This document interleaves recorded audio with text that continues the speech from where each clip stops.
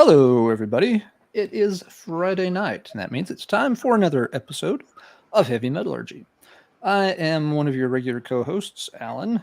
My other regular co-host, Marty, is not with us this evening. Since it's now mid-October, Marty has gone to stake out his turf in the pumpkin patch. He heard something about the Great Pumpkin. I tried to explain to him it has nothing to do with getting Halloween to come play your local bar. He wasn't hearing it, so I guess he figures if he hangs out there long enough, Linus, Snoopy, or possibly Michael Kiska will show up and they'll have fun. So hey, we got the Halloween reference out of the way right there at the start. Heavy Metallurgy Trademark Copyright LLC is contractually obligated to mention Halloween once every 7 days. We've done that, so we can move on to other stuff. I hope everyone is doing really well. It's fun to be here tonight. And in Marty's absence, I've got two terrific guests backing me up to help with tonight's topic. First up, we have Duane from the Lazerrus channel. Duane, how are we doing? Cheers, everybody. Happy Friday. Absolutely. Absolutely. And also, we've got Aaron from the Metal Theologian channel. That's the Mighty Metal Theologian. The Mighty Metal Theologian channel, recently rebranded as of 5 seconds ago. I don't know, man. I wouldn't claim that for myself, but I do have and the channel's more than 9 years old now, too. I'm sort of getting my head around that. Wow. You're coming up on the big 10-0. It's crazy. Be kind of cool. I was going to say Laz is even older, but like you took a break in the middle there, so I don't even know how you count that at this point. Yeah. That's one reason I don't take breaks, is so I don't have to figure that shit out. Yeah, you really want to feel old. Go watch your old shit, man. Oh, my God. Yeah, I can't imagine what that's like. I'm back like, did I actually record this 8 years ago? What was I doing? Got to be kind of interesting and fun. I've got a ways to go before that happens. I also want to say hello to everybody filling in the chat. Got several dozen people there already. Some regulars coming in. Hello, Rick, Mike V, Celtic Frosty, Frosty, Mike, Ryan, all the regs. Yep. Good to see you guys. Yorkshire, don't recognize your screen name, but welcome to the show. Glad that you're here for the night. Hope everyone's had a really good week and hope everyone's ready to relax and just talk some heavy metal stuff. Before we get into tonight's topic, guys, do you have anything new, exciting, or recent on your channels that you would like to talk about or plug to folks? Duane, anything going on with you? Man, other than the fact that I'm not making videos like I should be, the only thing I've really been gearing up for is, I talk about it all the time over probably the past 5 or 6 videos, is I'm really gearing up. I want to do something special for it, but I want to unleash the Blue Oyster Cult collection. It's big. I've got lots of cool stuff other than just vinyl, and so I was trying to think of taking something like that to a different level. I want to do something different. I might be talking to you and Marty about that too, actually. But so I want to learn something special for that, because it's a big band for me, and it's a passion of my collection is with that band, a big part of it. So I want to do something special for it. So I'm kind of been messing around with that, but otherwise, no, just working like a dog, being a grandpa. Just got back from vacation, taking the kids to Great Wolf Lodge. That was a hoot. Cool. So, I'm just living on. All sounds good. Yes, you've been teasing the BOC deep dive or great reveal, whatever we're going to call it. Been hinting at that for a bit, so I think a lot of us are excited to see how that plays out soon. Let's see. Yeah, Aaron, what's happening over at the Metal Theologian headquarters? Well, it's not as busy as what Duane's been up to, it sounds like. He's being modest, too, about the Ostrogoth reviews on those new ones that have come out and shit like that. I think that's a public service, because, frankly, I'm not inclined to go just check out box sets, you know what I mean? I'm sort of curmudgeonly about that, so it's cool to see if that's being covered, because that's important shit, At least to some of us. But, yeah, my last video, I was just talking about shitty records for the most part, so... What was the one you did on the last video?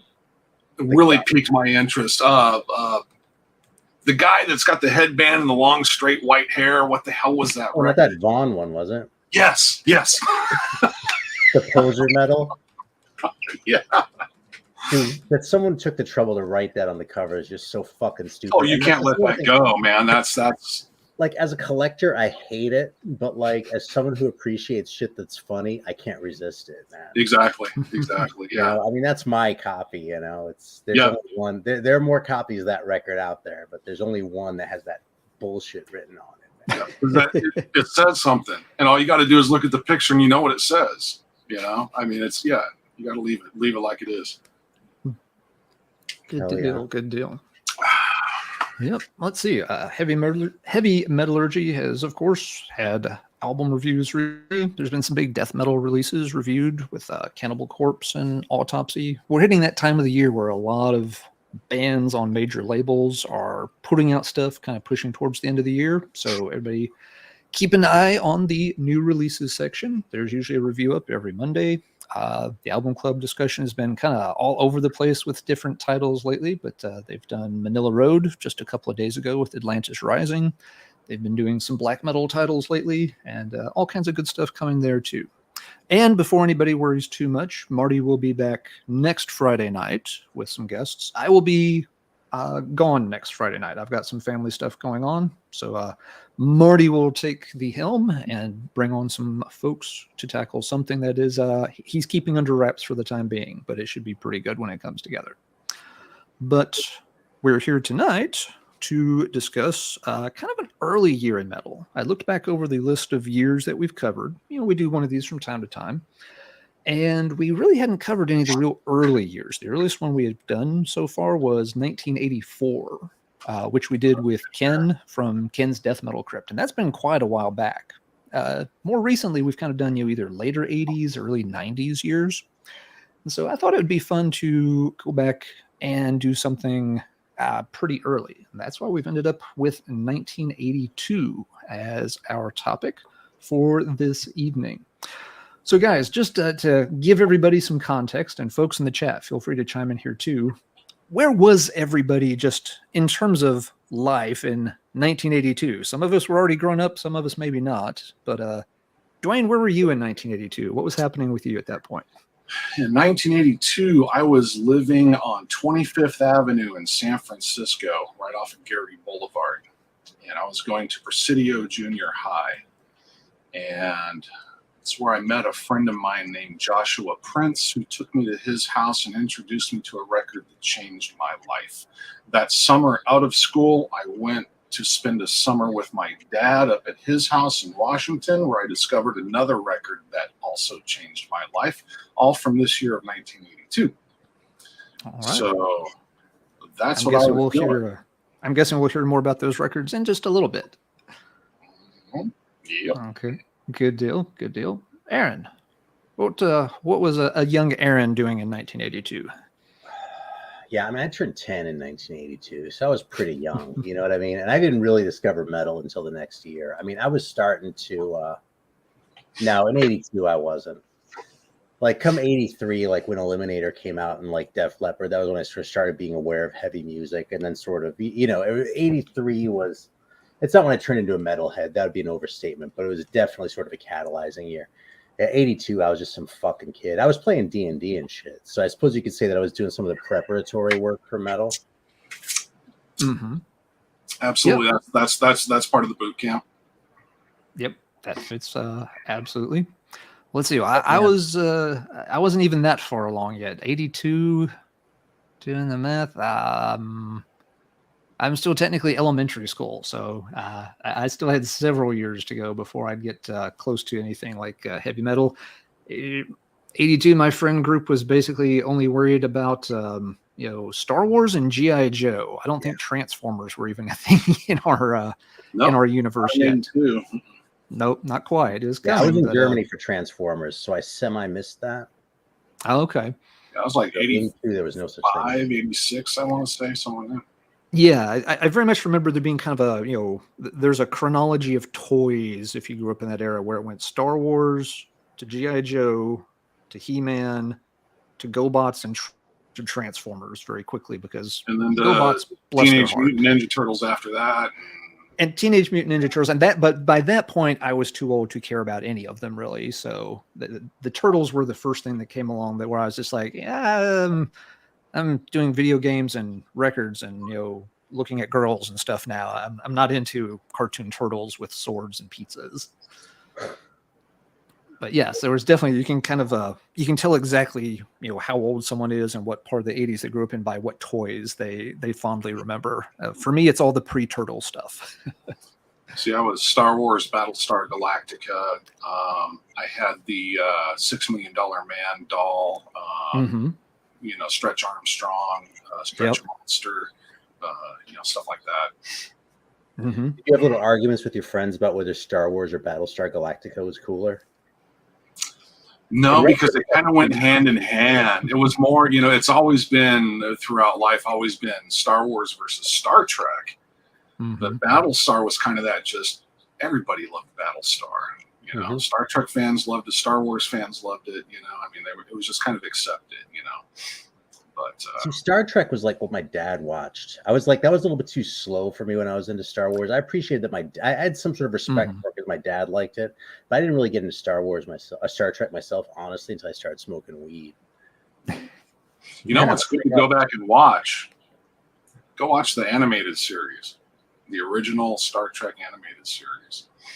Oh, I've seen one or two of those. Not at the time, but yeah, I know the one you're talking about. Let's see. Liberty has us all kind of trumped in terms of metal advancement in terms of 1982. Cool to see. Yeah, but that means he's going to die sooner too. Touche. Yep. All right then. That's there you have it, I suppose. But I didn't have Battlestar Galactica. I did have one or two toys from the Flash Gordon movie. They had a few action figures that were built exactly like Star Wars figures, same size and same posability. But never saw any of the Battlestar Galactica ones. I would have been all about those if I saw them, but they did. They didn't have those out in the middle of nowhere in the South back then, sadly. The Battlestar Galactica line, what kind of sucked about it is they didn't look right. They were like, it reminds me of like Chinese knockoffs of something. They kind of resembled it, but they weren't right. But it was also the first toy that came out that started the choking hazard for kids. The Viper starship and the Cylon ship shot these little red missiles. And I forgot about that. You're right. Yeah, halfway through production of those, they stopped and glued them all into the toy so they wouldn't fire anymore. Mm-hmm. So now, as collectors, it's like, if you find one that actually shoots, that's the rare version, and that's what bled over into the Star Wars Boba Fett figure with the launching backpack missile that never got produced because it was in production the time that happened. So okay, move on.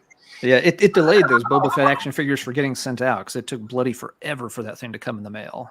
It's like, at the time you didn't know why, but yeah, it's like later it's like, oh, okay, well.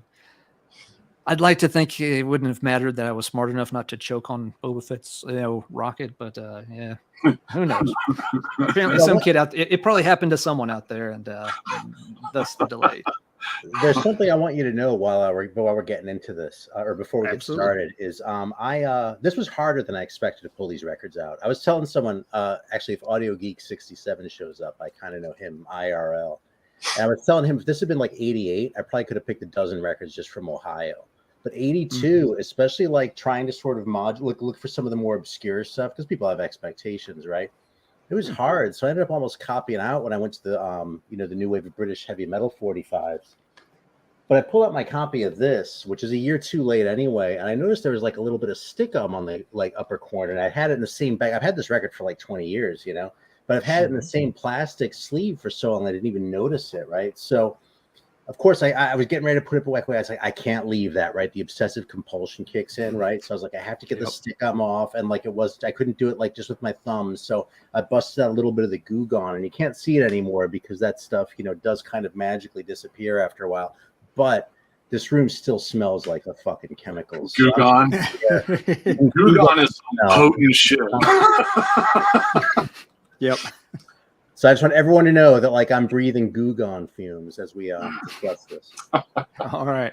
So if Aaron passes out in front of the camera, I'll just quietly send him, back to the dugout. And if anybody wants to hop in and take his place, we'll keep an eye out for anybody to kind of pinch hit if Aaron can't quite survive the fumes. I don't think I'm going to pass out, but that's all I'm willing to guarantee. Fair enough. All right. I think it is time to get this ship back on track. 1982 metal. And Aaron's comment's right. It's actually a little harder to pull stuff from this year than it might seem at first, because we are going pretty far back. And so that's something I wanted to start with on our metal topic, is to ask each of us to just kind of quickly, like in one sentence or a couple of words, when you think heavy metal in 1982, what is your, one sentence summary of this year in metal? Duane, how would you summarize heavy metal in 1982 as concisely as you could for somebody? It was a transitional year. To me, it's a year that really, I think heavy metal became heavy metal more so than beyond just hard rock. And I know early on they considered a lot of the hard rock bands heavy metal at that time, but I think 82 was kind of that, the new wave of British heavy metal had hit at this point. And so something was happening and happening strong, and so strong, in fact, that the following year is when things really started to branch off into different genres and different styles. And so this was kind of that transitional year that it kind of peaked before it branched. Okay. Mm-hmm. And I also think it's a year that really imagery came into addition with the music. Okay, this is where heavy metal, I think, really started developing the style. Okay, by the bands as well as the fandom. Okay, mm-hmm. It was a big movement, I guess, is the way I would describe it. This was the year of the heavy metal movement. Becoming, I don't want to say mainstream, but known by all that it was there. You may not have been into it. You may not have known exactly what it is, but you knew of it. Kind of like in 76 and 77, you may not have known all the details about punk rock, but you've heard of it. You know what I mean? It became knowledgeable to the common ear, So I think that's what 1982 kind of defines. Okay. For me. Good points. Aaron, how would you summarize heavy metal in 1982? You said one sentence. I say Number of the Beast. That's the first thing that comes to my mind. And, Restless and Wild follows shortly after, right? And black metal, a couple other records like that, But, definitely transitional. And I kind of feel like Number of the Beast in a way almost represents that better than any other band. You know what I mean? Because, one of the things that I think is hard to appreciate in retrospect is that whatever the heaviest band at the time was, it seemed like things couldn't get any heavier. Yep. With like thrash and death and all this other stuff having sort of developed over time, it's like a band like Destruction maybe doesn't seem so heavy anymore, right? But at each phase, it feels like at the same time as it stayed the same thing, metal became something more.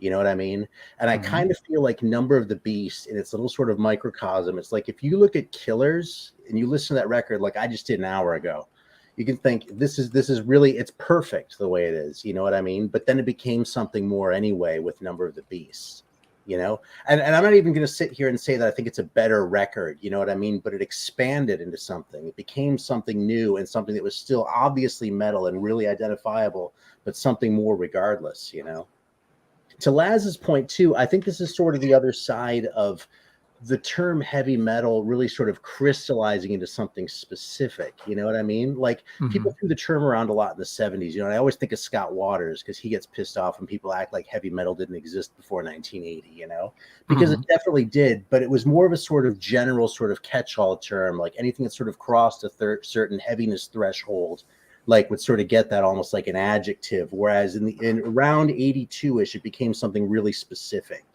really closer to 80, I think a little bit earlier. Yeah, but if it was heavier than rock, it was heavy metal, Right. Yeah. Right. But like by 82, heavy metal meant something specific. Now you're talking about a style, like what you were saying before. And that style wasn't even necessarily all that defined, but it was still a style. No, good points. For me, a big thing, if I was going to summarize heavy metal in 82, there are no genres yet. You don't have things being called thrash metal versus glam metal versus speed versus death. Right. None of those tags are really invented yet. And I think part of it relates to what you just said, Aaron. Heavy metal is just kind of getting, well defined, for the 1980s to begin with. So people haven't started to compartmentalize it yet. They're not saying that, if you like this band, Motley Crue, you can only like, these other bands that are similar to it, and you don't have to put them in a little box by themselves. People who were listening to stuff, in LA, would also listen to bands from New York, or they would also listen to bands from the UK or Germany. All the albums I pulled tonight, there's a couple of them that now in hindsight, we might put a certain subgenre tag on.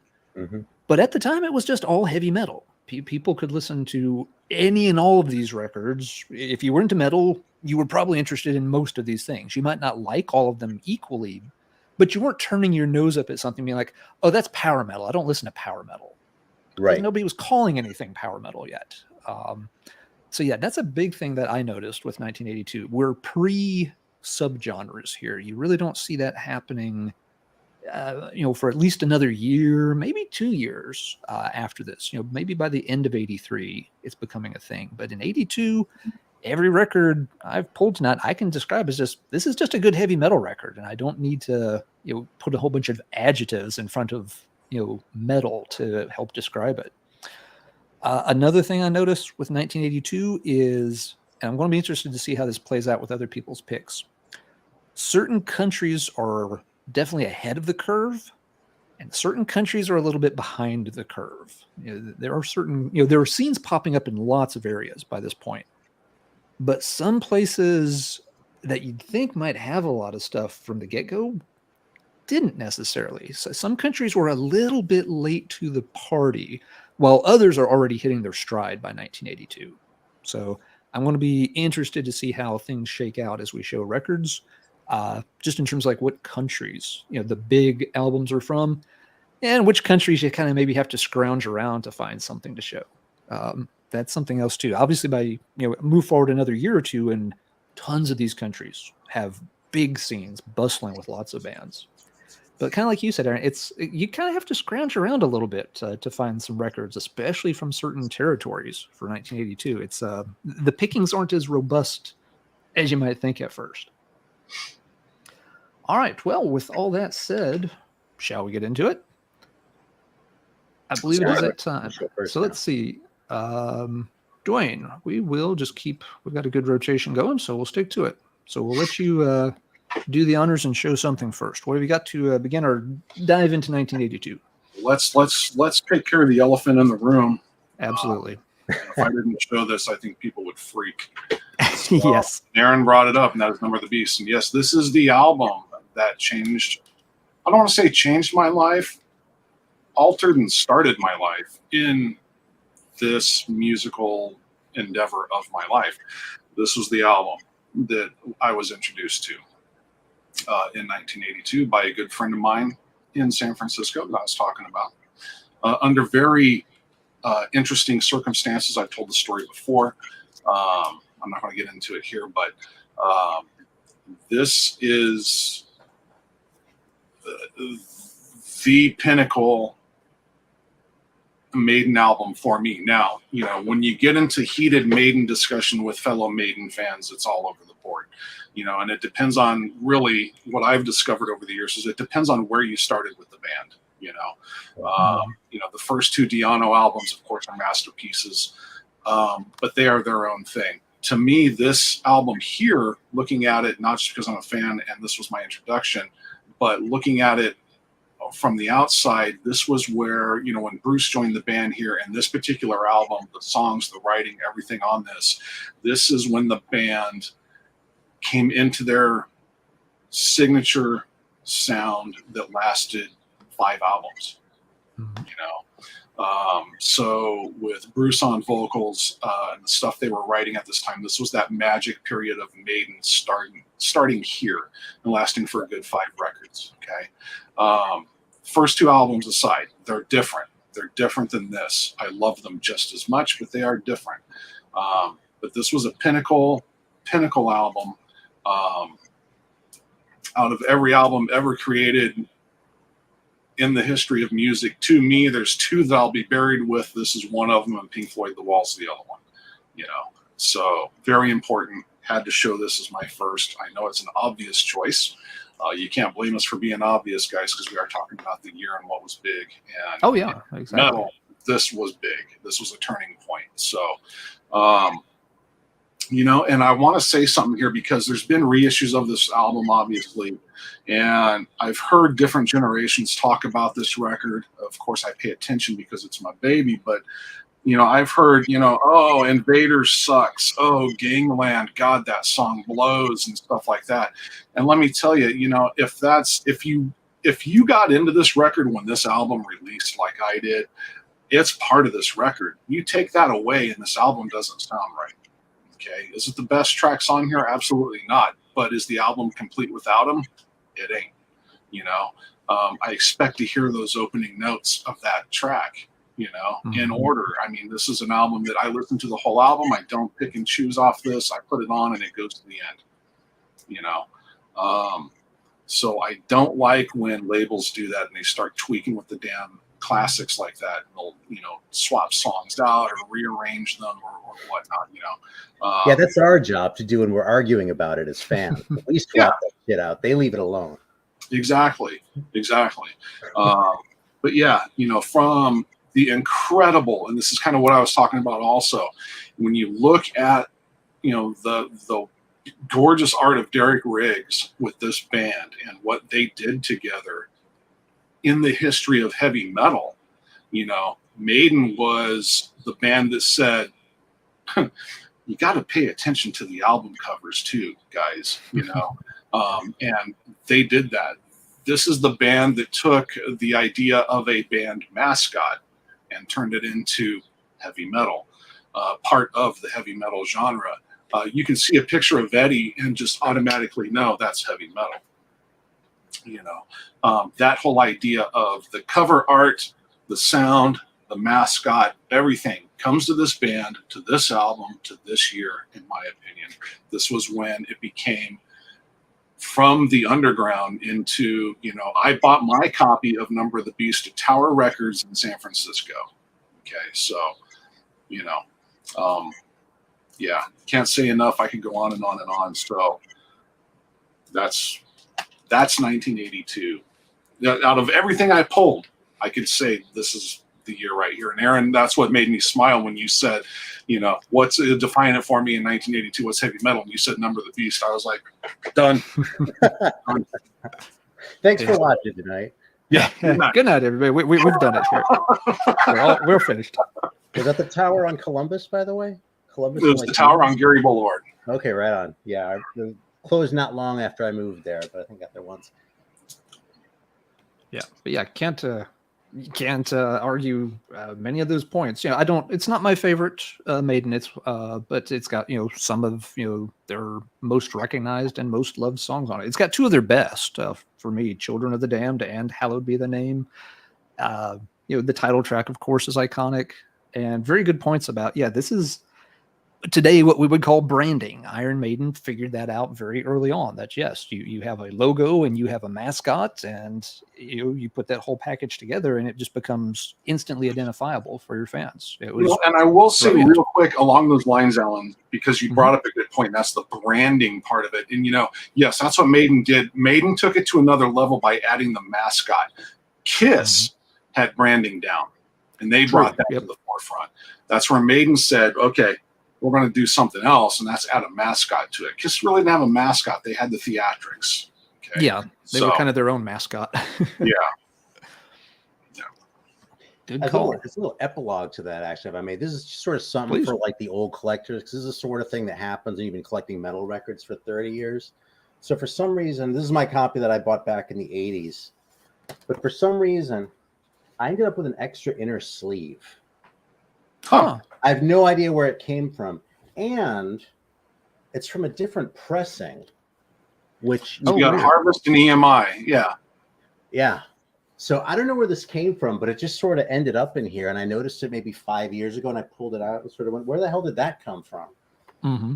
So just sort of a little personal funny sort of in my copy of Yeah, that's goofy. I thought at first maybe like, sometimes they will jam two into a cover by accident, but no, if they're different pressings, that didn't happen at the plant. I mean, it's not unlikely that I did it at some point, and I just don't remember. But so for my first one, though, this is the pick that I had, and I think this really sort of buttresses what we were sort of introing with, and that is the original Metal Massacre comp. Mm-hmm. So this one, first of all, I didn't realize it was as late as 82 until I went and looked at it. If you had asked me when this was, I would have guessed 80 or 81, but it was actually 82. And to what Alan was saying earlier about the different styles not being sort of broken out and sort of segregated the way they were a few years later. I mean, I don't know of a lot of comps that have Rat and Metallica on them, right? Mm-hmm. But there they go, And I mean, Malice. Zero on top of that. Yeah, exactly. But part of why I wanted to bring this up too, because it really sort of, even though there's some household names on here, I mean, obviously Malice had a couple, big label releases. Zero-Thungle, a lot of us actually care about a lot in contrast with Malice. And, obviously Metallica and that. But you also had these also-rans like Pandemonium and like Bitch, who were sort of getting the label push, but never really sort of broke beyond the Metal Blade ghetto. And one of the things I didn't really appreciate until I actually lived in LA for a while and started finding these things around and really sort of engaging with the early Metal Blade was how that was independent shit at the time. And it was maybe not quite a private press, but just barely a step above, At this point in time, these bands were obscure and this was the underground shit. And like we look at this back now and it's like, oh, it's the hollowed Metal Blade. But, at the time, these were like local bands, that you might see playing at the bar, just sort of, working.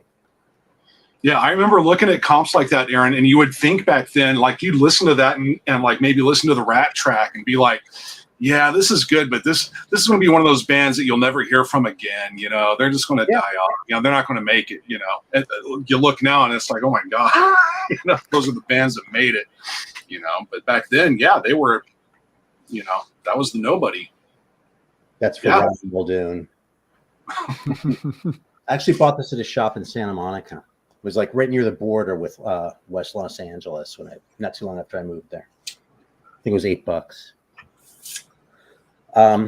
But yeah, the other thing about that record is that it really coheres, though. You know what I mean? It's not like you're listening to Rat and you get slapped with Metallica. It's like if you're listening to it, it sounds like an album, and it sounds like a compilation where the bands have different styles, but they're broadly speaking working within the same paradigm. It's not just like a bunch of shit thrown together, I mean, Demon Flight sounds pretty different from, Pandemonium, but they both sound pretty indie and pretty, like working bands, like they're hungry and shit. Exactly.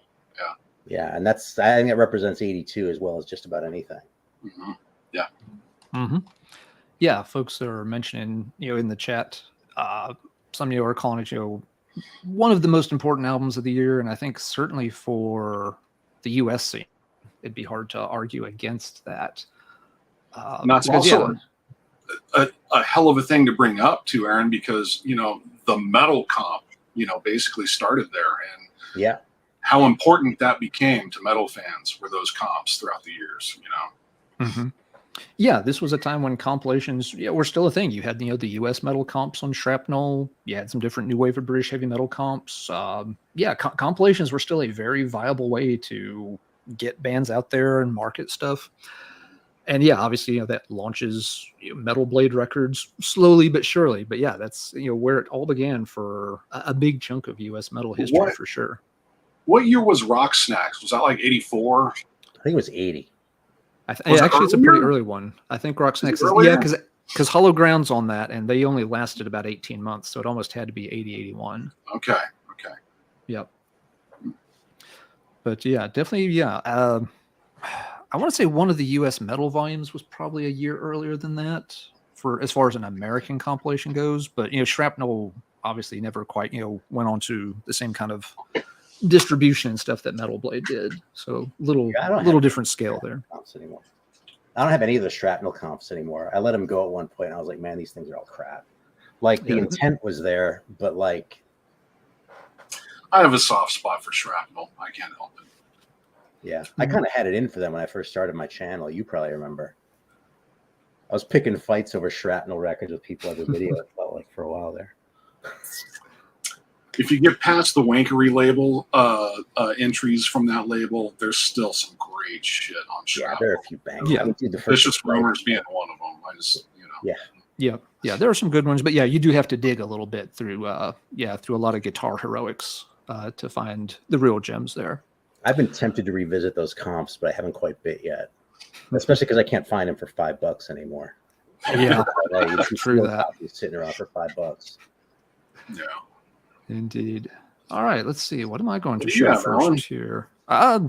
Let's see. There's some more big obvious ones to hit. We're hitting the big ones first, so let's keep on with that. Let's see. We've touched on the UK and the US. Another scene that was doing quite well by this point, and in terms of getting some big international recognition, was Germany. And one of the bands leading the way for that was the revitalized Scorpions with Blackout. Now, Scorpions, of course, had been around for a long time. They had a long run of great albums in the 70s. Yep. Duane's got it covered too. But, when you get to the late 70s, early 80s, and, they have lineup change at guitar, and they obviously, rock music was changing around that time, and I've said it before in other topics. Scorpions was one of the relatively few bands that successfully navigated that change, and if anything, went on to bigger and better things in the 1980s. I know a lot of people will prefer their 70s output, but there's no denying that the band went from being maybe like, a big rock band in the 70s to, 80,000 arena rock, top of MTV kind of stuff in the 80s. And yeah, Blackout, was, sort of, a big breakthrough album for that. They'd been, transitioning their sound before this with, some albums and, had some success. But, this is one that, it really just, like you were saying in the intro, Duane, they're starting to really push themselves forward into the mainstream consciousness now. This isn't just for, the long hairs and the headbangers and, or whatever. This is starting to get everybody's attention by the time this one's coming out. And rightly so. It's got a great production. It's got a great set of tracks. Blackout is great. Can't Live Without You still gets airplay. No One Like You still gets airplay on rock channels. Even some of the deeper cuts on here, like Dynamite is awesome. Arizona is fun. Love that. Dynamite might be my favorite track on here. Even the closer, When the Smoke is Going Down, it's a little softer one. It's still a good track. Scorpions are good at those kind of tracks. They could pull them off. The cover is very striking. This guy didn't exactly become a mascot, but it also was at least a cover that wasn't kind of cringeworthy even by early 80s standards, like some of their previous albums had been. It's still pretty cringe, dude. Let's be honest. Here's the thing. It's not good, but it doesn't feel like you have to explain yourself to the authorities if you're holding a copy of it either. Yeah, I am not the only guy, I'm sure, that has always pictured that is Rudolph Schenker, right? I almost too, totally. Yeah, right. And that's what we've always thought. He says, and the band says that it's not. This art piece was done before. They didn't hire some guy to do this. They found this art piece and they chose it. It just happens to be. Yet in the video for Blackout, Rudolph Schenker dresses up in that costume with the forks and everything, and which makes it even more so. Yet they'll deny it in interviews, like, nope, that's not supposed to be Rudolph Schenker. It's like, I don't believe anything bands say, just as a matter of principle. I'd rather make up my own stories anyway, first of all. So that remains Rudolph Schenker. And if he wants to pretend that fantastic mustache is just a coincidence, yeah, totally. Something. It could be that Scorpions are so used to having to deflect questions about their album covers that they just do it by reflex now too. We had nothing to do with any of our album covers, swear to God. What about Blackout? No album covers, not us. Don't care. I'll bet you're onto something there, dude. You know what's interesting about that pick though too, and it's I didn't pick the 70s guys, so I was thinking, we're trying to look at the fresh thing too. But here's the thing that's interesting about that I didn't think of until just now. People have been saying "Screaming for Vengeance" in the chat a lot, and I'm sure that's going to come up too. But I feel like you could make an argument that Screaming for Vengeance was really when Priest fully sort of transitioned into the 80s. And I think that you could say the same thing about Blackout from Scorpions compared with their earlier records. Because you can look at British Steel and you can look at Love Drive and you can hear that stuff in there, right? But it's like that's sort of the first one that feels fully realized in 1982. And I didn't think of that until you were talking about it just now. So no, that's a really good point, and you're right. Yeah, like the ones right before this with Animal Magnetism, Love Drive, they're close. They're working on it, but yeah, this is the one that really just says we've arrived. This is what we are now. And we're this new thing, that this heavy metal that's now defined, that wasn't made when we were doing it in the 70s, but now we know what it is. Right. And yeah, even just 2 years earlier was still kind of a little transitional, but yeah, now it's not. That's a really good point, Aaron. All right. So Duane, back to you, sir. We've left you you some pretty big juicy targets to pick from if you choose to. Yeah, right. Yeah, throw a dart, But okay, so since it was just mentioned and it's next on the stack, yeah. Hell yeah. Okay, so this album right here, I remember when Scott Waters reached out to me and a bunch of people and was like, hey, submit your admission to, if you were to describe heavy metal in one record to people, what album would it be? And this was my choice because this right here is where, Priest kind of came up with the leather and the studs and the spikes and all that with like Hellbent for leather and kind of toyed with that idea. But here is where it was perfected for the band, as well as the sound, in my opinion. And Aaron, like you were saying, like it was this build up to a certain point, and here's where they hit that top of the mountain. This is where it was. This was the stand on the top of the mountain, raise your sword. We made it. This is that sound. And to piggyback this, I'm glad I got to do this together because what a tour. Mm-hmm. What a tour. Okay. Hard to believe this opening for this. I mean, people talk about, Woodstock or these classic, concerts, man. Who would not give their left nut to go back and see this again live? They're two of the biggest albums from two of the biggest bands in one night touring together. But this album, it's definitely my favorite Priest album. My favorite Priest song is on here, which is Devil's Child. But there is such iconic pieces of music on here. The opening riffs to obviously Hellion and Electric Eye are just, will never be, I want to say probably will never be topped when it comes to a recognizable metal riff that, you can play that, I can name that tune in 2 notes, that's one of those. And that says something, and the funny thing about this that I've always considered is here's Priest going into a new area with their cover art, and obviously it lasted for 3 albums, this, Defenders, and Turbo.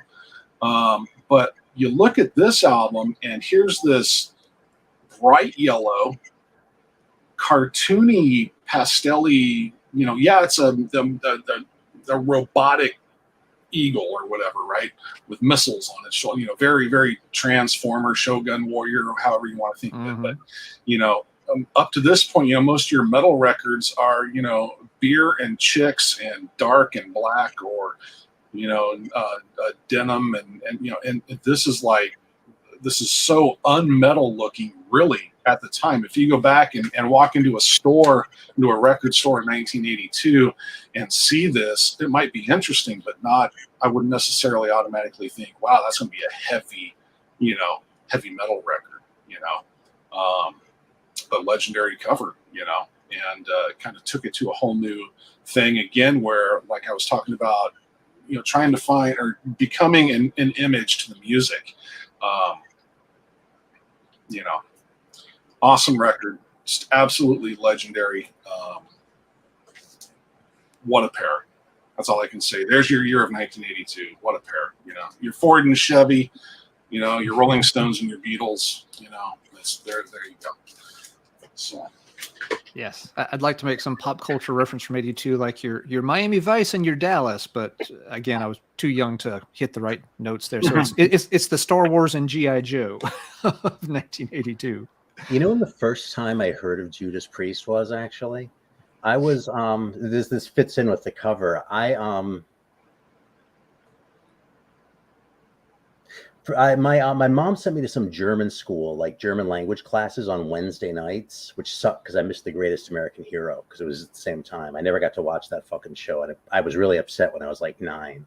But it was at some middle school, not the one that I went to, and one of the classrooms, like I guess the students or something, had painted shit all over the walls, and they had painted a big The Who logo, which was the first time I ever heard of them too.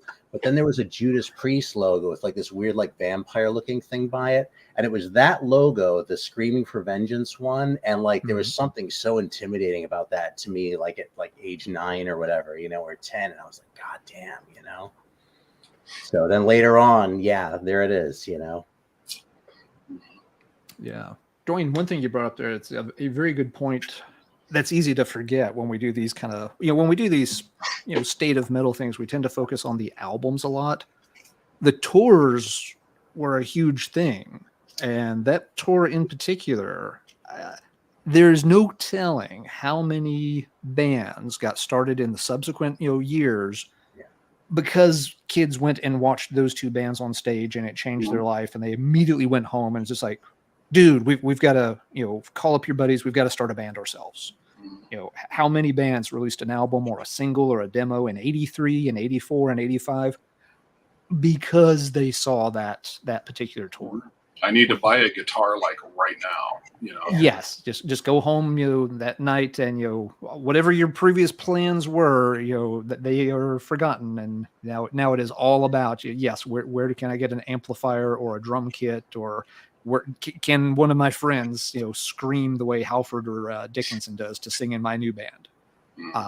That kind of tour really was life changing for so many people in the audience.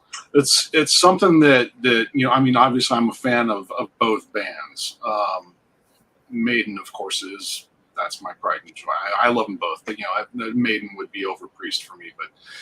But that is one of those things where, as a fan of both, I have dreamt, please, guys, do it again. Please do it again. I don't mean that particular tour, just tour together again before it's over. It's the 2 big boys, and they need to do that. I think it would just blister the world, if they did.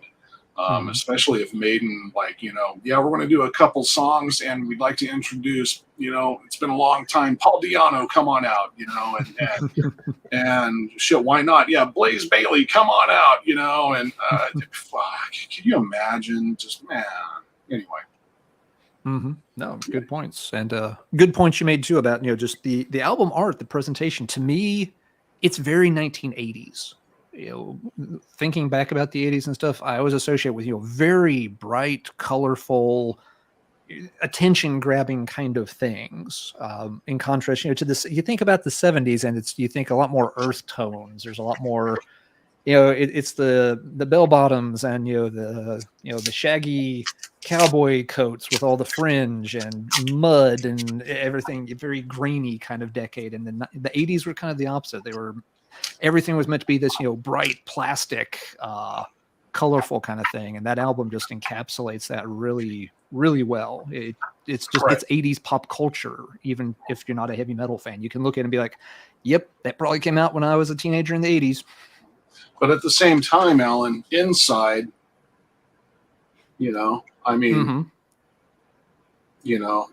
again, here's an image that imagery, right? And this is here showing the way they look in this picture. You got Rob out front as the leader, right, of the band, with the studs and the spikes. It's that membership. It's that we're a group, we're a band, we're, I don't want to say we're a gang, but it's that mentality, right? We're strong together. We're, this was what fueled that music, was that kind of attitude. And so, Priest always captured that too. So, this image is black and white, kind of a blurred image inside that bright, crisp, outer cover, Yep. Again, it's just imagery.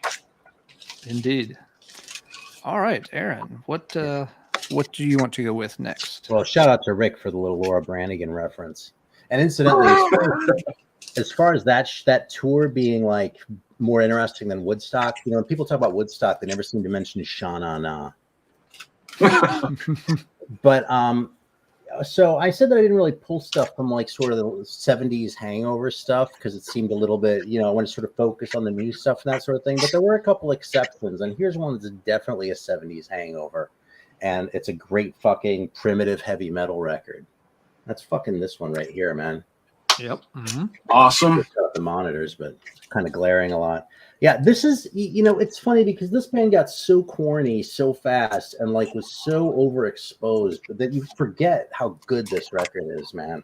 Like What You Don't Know, Bad Boys of Rock and Roll, and Run for Your Life, just fucking the whole first side just is just like pounding. It just like doesn't stop. It's just relentless all the way through, you know. Good evening. Yeah. Welcome to the show. Totally. So yeah, it's a classic record, man, and it's one that I'm as guilty of snoozing on as literally anyone else. You know, This is a fantastic record that rocks hard. It has that sort of primitive thing where it's sort of becoming something, you know. But this one I think is deeper rooted in the 70s than a lot of the shit we've shown tonight, and I think it's sort of when you can definitely hear the age of the band members, you know. They even kind of look like boomers if you look closely. Aaron's got the better cover. I've got that other cover they did, which just I don't know. I like the cover Aaron has better, but yeah, this album. I mean, yeah, their big one, obviously, that you know, the Stay Hungry was their big hit album and everything. Dude, I'll take this any day over Stay Hungry. This album any day. So it's not even close. Yeah. I mean, Stay Hungry is obviously what, you know, made them a household name. But yeah, people, you're right, absolutely right, Aaron. People forget about that album, and they kind of forget about that band. It's another one of those bands that peaked so early in the 80s that by the time, you know, fast forward, you know, to the end of the decade, and they already felt like they felt like the boomers of the scene. Right. You know? By the time I was really committed to metal, they were kind of a joke. Yeah, same with me. They were just like, oh yeah, they did that, you know, We're Not Going to Take It song that you hear every now and then when they're doing the 5 years ago flashback, which, you know, when you're 15, 5 years ago seems like an eternity. You're not interested. That's what if I had an older brother or sister, that's what they would have listened to. And as a kid, you don't really want to hear the same stuff that, you know, the older sibling listened to in a lot of cases. You want to find your own stuff. But yeah, Twisted Sister, Under the Blade. Cool album, gets overlooked for all the reasons we've stated. Good call. All right, let's see. Then I've got to pick something else. I want to stay in Germany for one more, alongside Scorpions. You had one other big band doing their thing, and it was Accept. Restless and Wild comes out that year. This is album number 4. So another band that, you know, has already been around for several years by this point. You know, first one came out in 79. But by this point, you know, they're really, you know, hitting their stride. You know, they've got, you know, mind the first 2 albums. But, you know, by the time of Breaker and this album, they've definitely, you know, found their voice. You know, they've improved a lot in terms of the musicianship.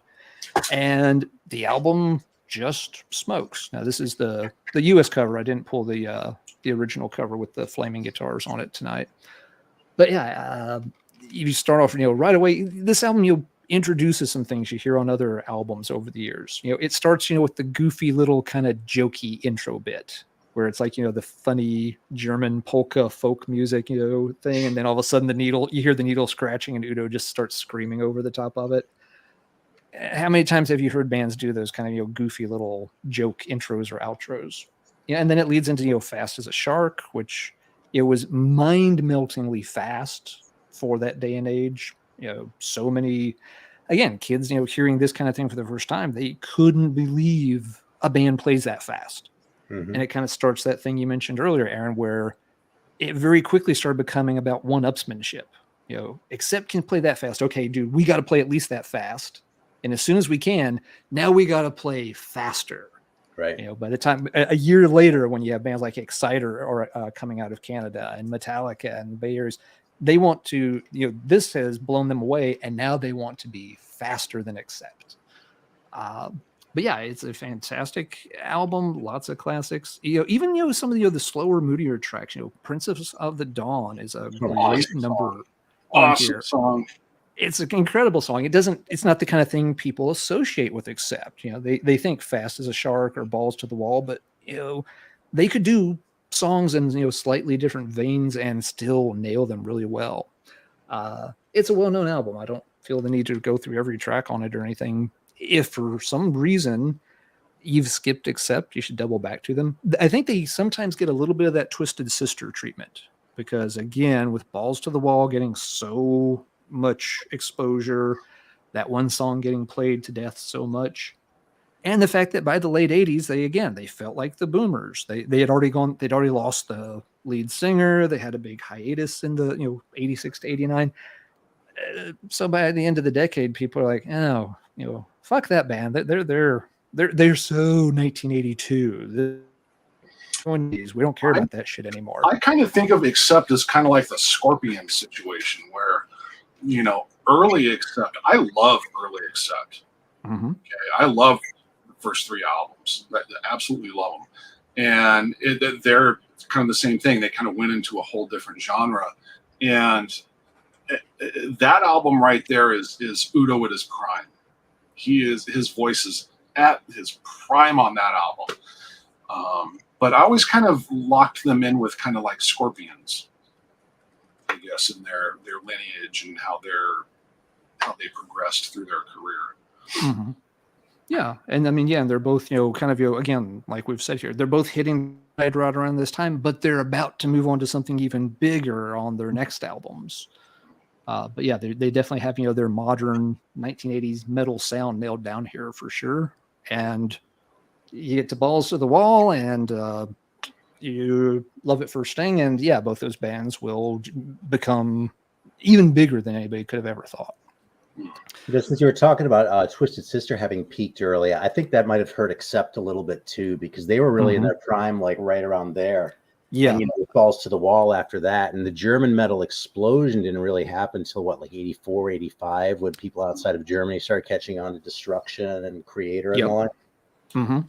Yep, I agree. And that's 100%. Already early for that, So. Right? Yeah, these bands are on already getting big international exposure. Yeah, the German labels and scene, they're a year or two away. You've got another year 84, 85 was your Halloween, Running Wild, all that was their Gravedigger and stuff. Yeah, starting to hit. But yeah, it will take a couple of years for the rest of Germany to catch up to that, and by then you're 7 albums into Accept. They're feeling like the grandpas on the scene a little bit. Yep, indeed. All right, so let's see, Duane, we're back around to you. Okay, something a little different here. This is the band, my first band that was kind of more, my first kind of more underground, I guess. Okay, not big label, but this wasn't the album I discovered this band on, but this is their first. And, this was the first band I got into that was more, only those that knew of them were the ones that knew of them. It's just people didn't know. But what can you not say about Fate? Okay. And the first EP. Mm-hmm. This was my introduction to the non-mainstream metal. Yeah, you whiteboarded bastard. Yeah, this is a second press. But I will never forget, Devil Eyes on here. Just, man, first time I heard that track, I had to have this. Had to have it. But this, along with another one that I pulled, are the albums that I think of before there was black metal, there was black metal, and before it became the known genre that it is today, there was this. And this was, going all the way back again to this, and this getting a bunch of shit about there being a devil on the cover, and it's called Number of the Beast, and right. And it's like, you wanted to take this and go, you think that's bad, motherfucker? Well, what do you got to say about that? You know, if you want to talk here, you know, and you're worried about that, you know. So I remember this being, you know, so scary it was good. You know, it just, I don't know. I mean, this was, you know, King's vocals. Never before, you know, did anybody hear anybody like that, you know? And again, yet so original, so different, yet still follows one of the primary metal recipes, and that is twin guitar, you know, harmony. And you know, you would think, how many times can you do that and have it be different? And it's like, well, right here. And again, imagery. Okay. You know, Mercyful Fate, I don't think, you know, if King Diamond took off his makeup and they just came out with a basic, you know, bland cover and a bland image, you know, yeah, it may have been interesting, but it wouldn't have had the impact without the imagery and what they were, you know, projecting out there into the world. So Fate, absolute. Yep, a good call. It's, you know, yeah, the opening salvo, and it shows, you know, there's things happening in other parts of Europe by then. It's not just about, you know, the UK or Germany. That Denmark, huh? Yes, it's like, what? How did that happen? But Dutch label, no less. Yeah. Yep. And those guys, you know, again, they had been on the scene for a while. They all had, you know, 70s, you know, bands, and, you know, with Black Rose and all that kind of stuff. And they had, you know, they'd worked their way up to this. It didn't just appear out of anywhere. They put in and paid their dues. Oh, he kind of looks like Gene Simmons. Oh yeah, listen to it. I want to make sure we take a moment and just sort of appreciate the fact that, as far as I know, King Diamond is the only one I know to have that elaborate a face paint job with a mustache. Right. He did not sacrifice the stash for the paint. And I won't dwell on it, but y'all make sure y'all get to see the white border. Yep. Yeah, I held up a bootleg picture disc of it. Yeah, mine's a second press. Would love a white border, but out of my reach. I got that one at Amoeba in San Francisco. No shit. Nice. All right, Aaron, you're up for your next pick. Yeah, so, you know, usually I'm the one who I feel like I'm going to be showing the fates. I'm going to go in the other direction and bust out this guy right here. Oh, there you All go. right. Ooh, I smell a leather records press too. Look at that logo. Yeah. Yeah. Here, That's a second, right? Because isn't the first all white logo or something? Yeah, this one doesn't have the white logo. So, but it does have the leather label. There you go. And stick to your guns with the track list. So, Awesome. so I didn't particularly appreciate this at the time. I thought the Crue was I mean, actually, at first they seemed like intimidating, right? And then when they sort of came into their own, I was like, oh, they're a poser band, you know? But again, that shit wasn't so well defined at this point in time, man. You listen to some of these fucking songs on here, it's like they had their wimpy side too with, you know, Merry-Go-Round or whatever. But you listen to like Livewire, and that song still smokes, man. Still smokes, that song. Mm-hmm. So does Take Me to the Top, Piece of Your Action smokes. You know? Livewire on that, and Red Hot on Shout at the Devil. Those two tracks, man. Just those are the songs. And yeah, you know, again, the style is being defined. You know, it's like you do that and you still have your sunglasses in the center there, which I still find hilarious. You know what I say about that, Aaron, you know, you look at that record and the following record, Shout at the Devil, those two albums were this is a particular time where, again, it's like, here they've created imagery. They don't have the theatrics of Kiss, but they're not just your denim and leather, but they're not that full-blown, you know, beautified glam hair metal either. You know what I mean? It was this perfect time where they just had this bitchin' image. You know, they just looked cool without being dumb. You know, it was just cool.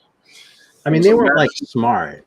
Just to be clear, but they weren't like embarrassingly dumb, you know? Right. Although one thing about the Electro press, I do like the inner sleeve or the image on the insert more, where they're standing in front of like that like altar with the pentagram, whatever it is. Yeah. But you still got to appreciate the sort of the touch up job with the airbrush. Yeah, that's awesome. That's a nice piece. Yep. Yeah, it's a really good example of what we've talked about. There's not genres at this point. You don't have the Motley Crue versus the thrash camp yet. People could go to shows for any of these bands that were playing on the scene, and it would mix. It would be okay. There you go. Yeah. And like if you hated the Crue in 82, there we go, better picture. If you hated them in 82, you'd have to make a case, you know what I mean? Whereas in 80, around Theater of Pain, it's like, yeah, of course I don't like that shit. Yeah, yeah. Yeah, we're a few years away from those kind of really deep divisions becoming a big problem. All right, let's see. All right, what's Aaron and Alan got? Yep, another big one we've got to touch on, and it kind of follows right along with Mercyful Fate having just gotten shown. We do have, in hindsight, we call these black metal, but this one was called black metal from day one because it's the name of the album. Venom unleashed their second full album on if you heard the first album, you kind of knew what to expect. But yeah, they definitely, had tightened up a lot compared to the first album. Now you hear so many different stories about Venom and their musical capabilities in terms of sometimes they claim they couldn't play. Sometimes they claim, we could play, we just dumbed it down. Whatever. Like Aaron said earlier, you can't trust what some bands say whatsoever. And Venom's especially Venom. Venom is, outside of Corthon, Venom's probably one of the least reliable bands to ever try to take seriously or figure out. What you can figure out though, there's there is a step up in intensity on the songs on black metal compared to Welcome to Hell. I like Welcome to Hell a lot, but this is a much more aggressive and tighter beast overall. And yes, it's where a whole genre that now contains thousands of bands gets its name. I don't now, obviously, yes, black metal was a genre tag used in the 80s for bands like Venom and Mercyful Fate that had the ultra satanic stuff going on. I don't know exactly when that tag started getting used. I feel like it wasn't being used in 82, that it was a little bit later before those bands started to get lumped together that way. There was a famous interview that the guys in Venom did in one of the UK weekly music publications, where the journalist had kind of asked them well, how do you describe your sound or something like that? And they started spewing off all these goofy names like we're not heavy metal, we're black metal, we're speed metal, we're power metal, we're all this stuff, and that's where a lot of these tags allegedly got invented, and black metal was the one that they eventually kind of got stuck under. Regardless, at the time, it's just very aggressive, raw, dirty, heavy metal. A lot of people, of course, comparing it to stuff like Motorhead, which clearly has its roots, just in the heavier, grimier side of rock and roll. But yeah, this one's sticking to the very overt, satanic stuff that scared the shit out of a lot of people. Other people were in on the joke and realized it was very tongue in cheek. But it's a classic album to this day. A lot of the songs, are still counted among their best. You've got black metal, you've got Countess Bathory on here. Teacher's Pet is the one that sometimes gets people's dander up just a tad. I don't mind it as kind of a fun song, but I know for some people it kind of ruins the mood of the album a little bit. But I can forgive one song, and I kind of like it myself. But yeah, I always say before the Yellow Goat, there was this. Very good point. Folks have mentioned Bathory a little bit already. We're Bathory's got a ways to go. Bathory's listening. Corthon's listening to these albums and taking some notes in 1982. He's not ready to step up to the plate just yet. And yes, now I'm sure he too would claim, I never heard Venom. I wouldn't trust Corthon if he told me it was Friday Night right now. Right, but I'm supposed to believe it's his hand on the cover of that Oz record. Just so many crazy things. And, some bands did that as a way to hype themselves or keep the mystery. Never understood it myself. It doesn't work for me. But Venom's black metal does work for me. This is the band, absolutely at their prime, doing what they did best: crazy, over the top, satanic, raw, heavy metal. Let me ask you guys something. When did you discover or get into Venom? Okay, Aaron, you want to go first? Actually, when I was working at the record store, and I was sort of at my low point with metal at this point, I'd like discovered punk, and I was kind of cool for it. I was like in college and shit, But there was someone I knew from the record store, and I stopped by. I was just like walking around Lakewood, Ohio one night, and stopped by to see what Bob was up to. And this guy was actually involved with Seraphic Decay early on. I used to have like a mug and shit, but that's a whole other style of metal. I went over to his place one time and like hung out and like smoked a bowl with him. And he put something on, and I was just like, thought it was fucking hilarious. I just started dying. I was like laughing. It was so good, right? He was like, "This is Venom," and it was black metal. And I was like, "Yeah, I'm a convert, dude." Like, I was scared of these guys 5 years ago when I was 13, but now I'm all in. So that was kind of my turning point with Venom. I remember I first seen their records around like back in the day, but I was religious and shit. And I was just too intimidated by it to really. Needless to say, not in 1982, right? Yeah. I'm trying to think. I discovered Venom pretty early on when I got into heavy metal, but I mean, it still would probably have been 1990, maybe very late, very, very late 89. I came across them because I had gotten something on Combat. I have no idea what record it was. Yeah, oddly enough, it might have been a pressing of like GBH's City Baby Attacked by Rats. And, it had the merch insert with it. And so, of course, back then you poured over all those kind of things looking for, other albums and bands to check out. And Venom was listed, on the insert. And so with a couple of albums. And so the name was like, okay, that sounds like a cool heavy metal band. So I stuck the name in the back of my head. And I eventually found a copy of Welcome to Hell at a record show. And I think I got it for like $5.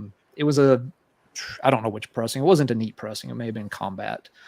Got it, played it a couple of times. I wasn't quite ready for something that heavy. I didn't hate it. I wasn't, it wasn't like, this sucks, but it was kind of like, this is probably a little bit much, a little over the top right now. What I do remember is, showing it to some friends, come over after school. This is high school era.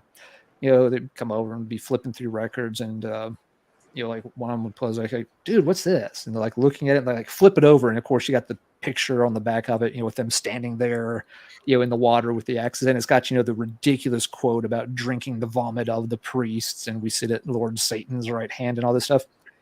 And one of the guys looking, I was like, this big guy, kind of built like a football player, and he's looking at it, and I can literally see his hands trembling, and he kind of hands it back to me. He's just like, "Don't ever play that record when I'm around, man."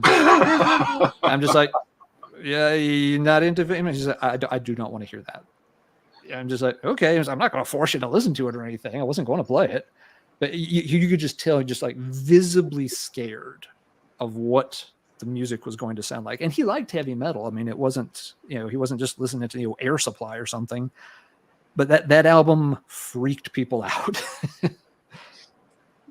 I remember, my Venom story is, I remember being, like many people, scared of the band. And the thing about it was one of the first bands I remember where I would see their albums in the record store and even back then were expensive and collectible. And they were only available as imports. And it was that thing where all of that mixed up with the imagery and what they supposedly were and everything made it even darker. Like, this is so evil, like they have to import it, I mean, it was that whole, and it's expensive, like, and I remember I was scared of that shit. And it was in the later 80s, probably 87 to 89, right in that area, was I had picked up in a small bundle. I had gotten a hold of one of the 12-inch singles. I don't remember which one it was, but I remember playing it. And once I heard what they sounded like, I was like, this is what I was scared of. I mean, it was not at all what I expected, I mean, hell, Mercyful Fate's scarier to listen to than Venom, But so I remember just being so taken back of like, I can't believe this is what I was scared of. I thought I was totally blown away at how unscary it was, just because of the hype and the imagery and letting that lead my decision making. You know what I mean? Mm-hmm. Yep. Away from that band. So I was just curious, because I've yet to speak to anybody I think that was like, oh yeah, I bought black metal the day it came out. I was waiting for it. I don't know anybody that can say that. Yeah. Somebody out there maybe. I don't know. But yeah. And cheers to Frank. If anyone's not aware, Frank is like the master of heavy metallurgy Google Earth.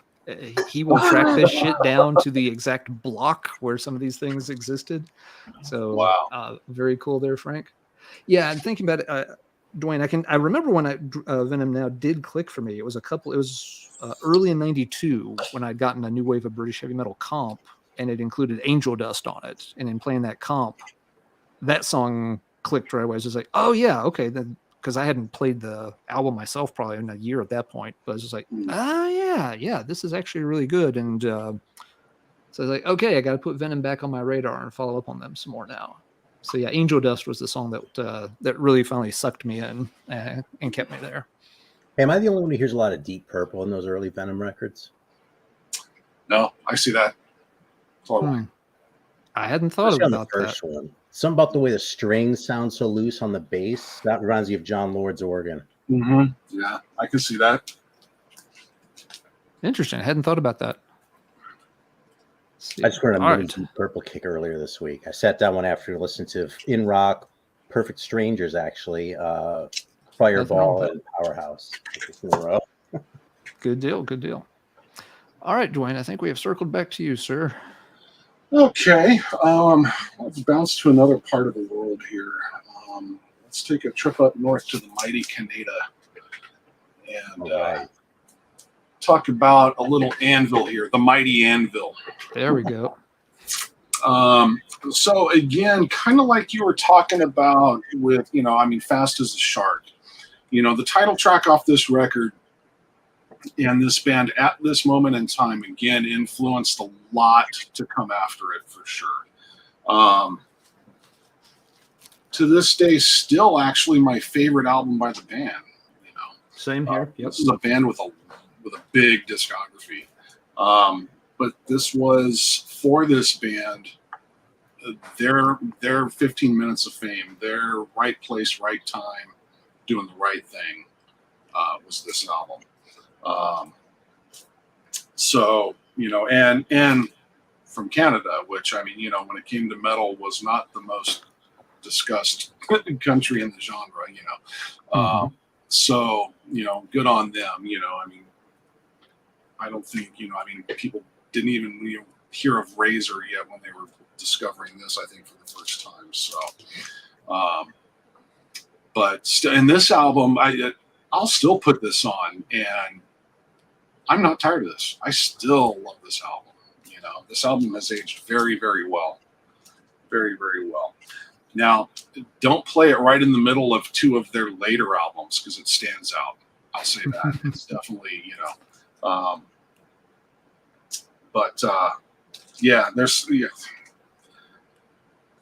Jackhammer, March of the Crabs, Mothra's classic. Mothra is awesome. Come on, from Canada. Great picture of them on the back. They're not as goofy as they became. They were kind of taken a little more seriously here. But yeah, awesome stuff. And what the title track on here was kind of that. There's some sprinkling of what was to become thrash being laid here.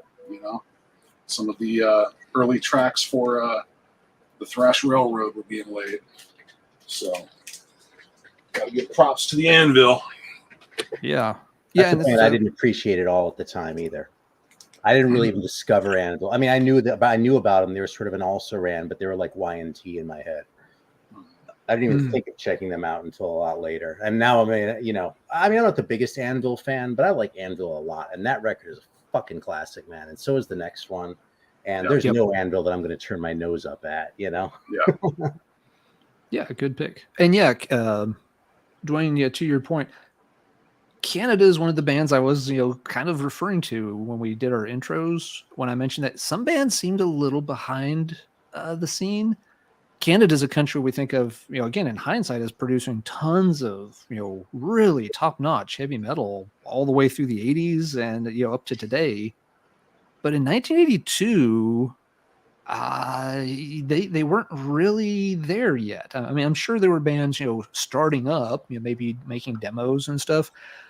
But I was surprised I didn't find more Canadian stuff going through and pulling records for this. I'm like, okay, there's Anvil. I don't think there was any. I mean, there was.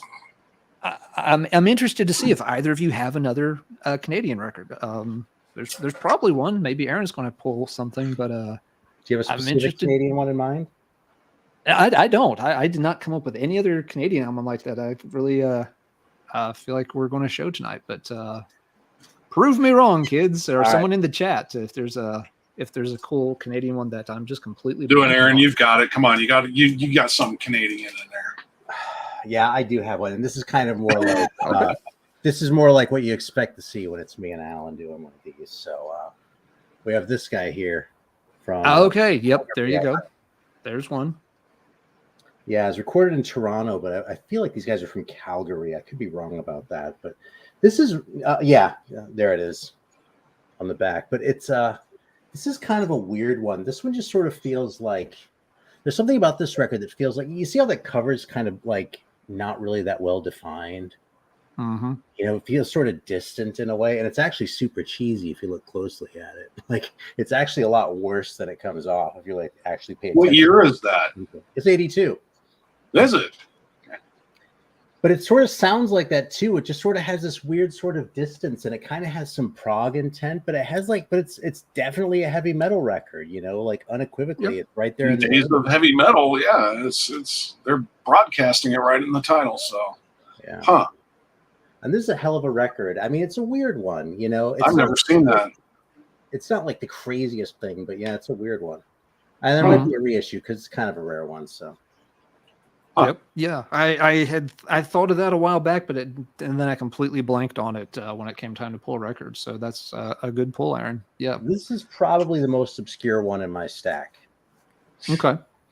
Actually, there's one other one that might compete with it, but there just wasn't that much. You know what I mean? Yeah.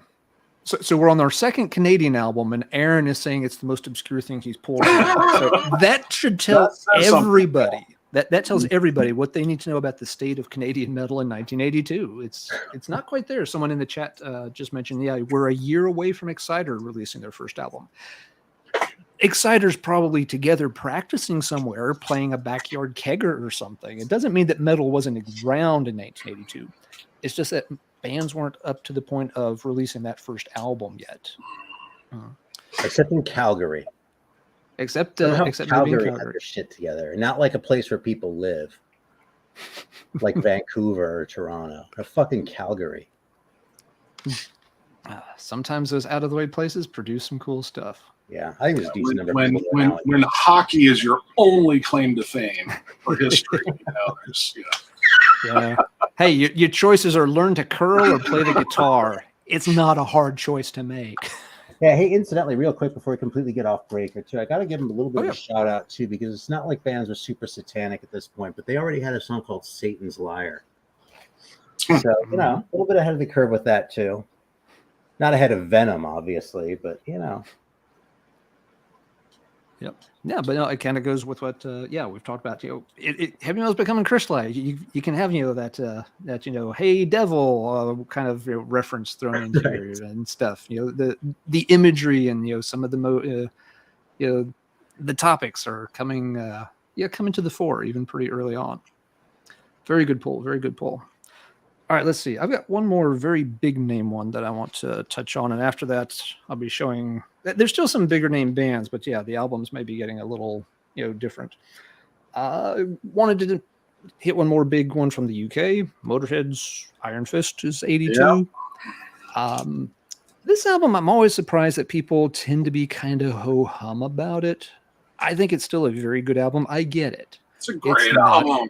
It's not. I think it is. It's not as. I get it that it's not as great as Overkill, and that it's no Ace of Spades, and that it. You're already on album number 6 here, I think, from Motorhead. So, I get that in a way. Even the band's been around for a while at this point, and some of the songs are starting to feel a little bit like stuff on the last album. People aren't always nuts about the production on this one. It doesn't sound as strong as Ace of Spades did production-wise. But you still have a lot of good tunes. There's still nothing to complain about. I think that a lot of the complaints are that, well, it's not as good as Ace of Spades. The same is true of about 80% of albums ever made, probably. If that's the bar that everything has to clear, your record collection's very narrow. Kudos, you're only keeping the best of the best, I guess. The track Loser, though, is worth the price of admission on this album. Loser's a cool track. I love the title track. Is great. Not everyone on here is that memorable. Now, I'll admit that. But, Sex and Outrage is a good one.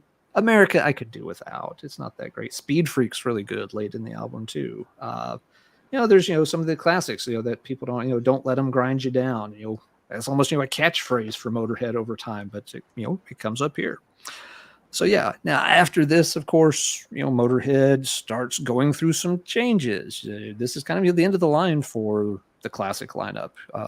You're going to have, guitarists swap out, and Another Perfect Day is one of those albums that people get split on, and then there's the hiatus, and you go into Orgasmatron and stuff. Again, very, very different sound. So this is also, maybe that's one reason I have a little bit of a soft spot for it. And I think it's a good album, but it is also the last of that sort of first era of Motorhead. And so I've got the Motorhead shirt tonight. I had to talk Iron Fist, and it was something I think is worth noting here before we pass on. There's no doubt the UK is leading the charge in terms of heavy metal. I mean, already tonight, we've got a good album from Motorhead. We've got the two defining albums of the year from Priest and Maiden. We've got a Venom. The UK is producing albums that 40 years later are still considered widely among the best of the genre. So nobody is surpassing the UK in terms of heavy metal production in 1982. Yeah. But there are good albums from other places as well. And let's see what else folks have to show. Duane, we're back to you. Copy of Iron Fist.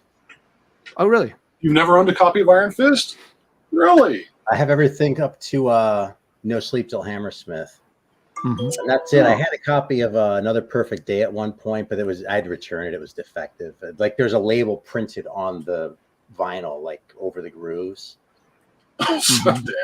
Yeah, so it was unplayable. It was literally unplayable. So I was like, it was just a reissue. I was like, I took it back there like shit. That stinks. That's as close as I've come to owning Iron Fist, though. That's not very close. That and the cover that Sodom did on Persecution Mania. Anyway. What do you got? Pick yourself up a copy because it's one of my favorite Motorhead records for sure.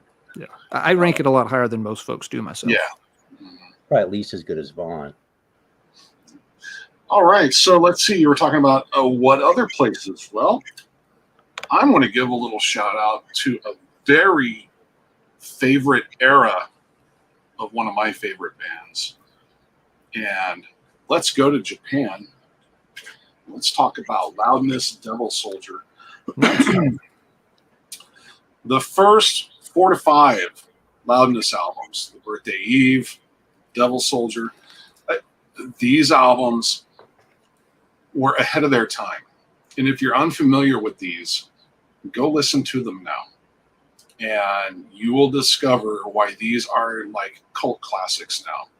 This band at this time in Japan in 1982, pulling off metal at the quality that they were doing it as is incredible.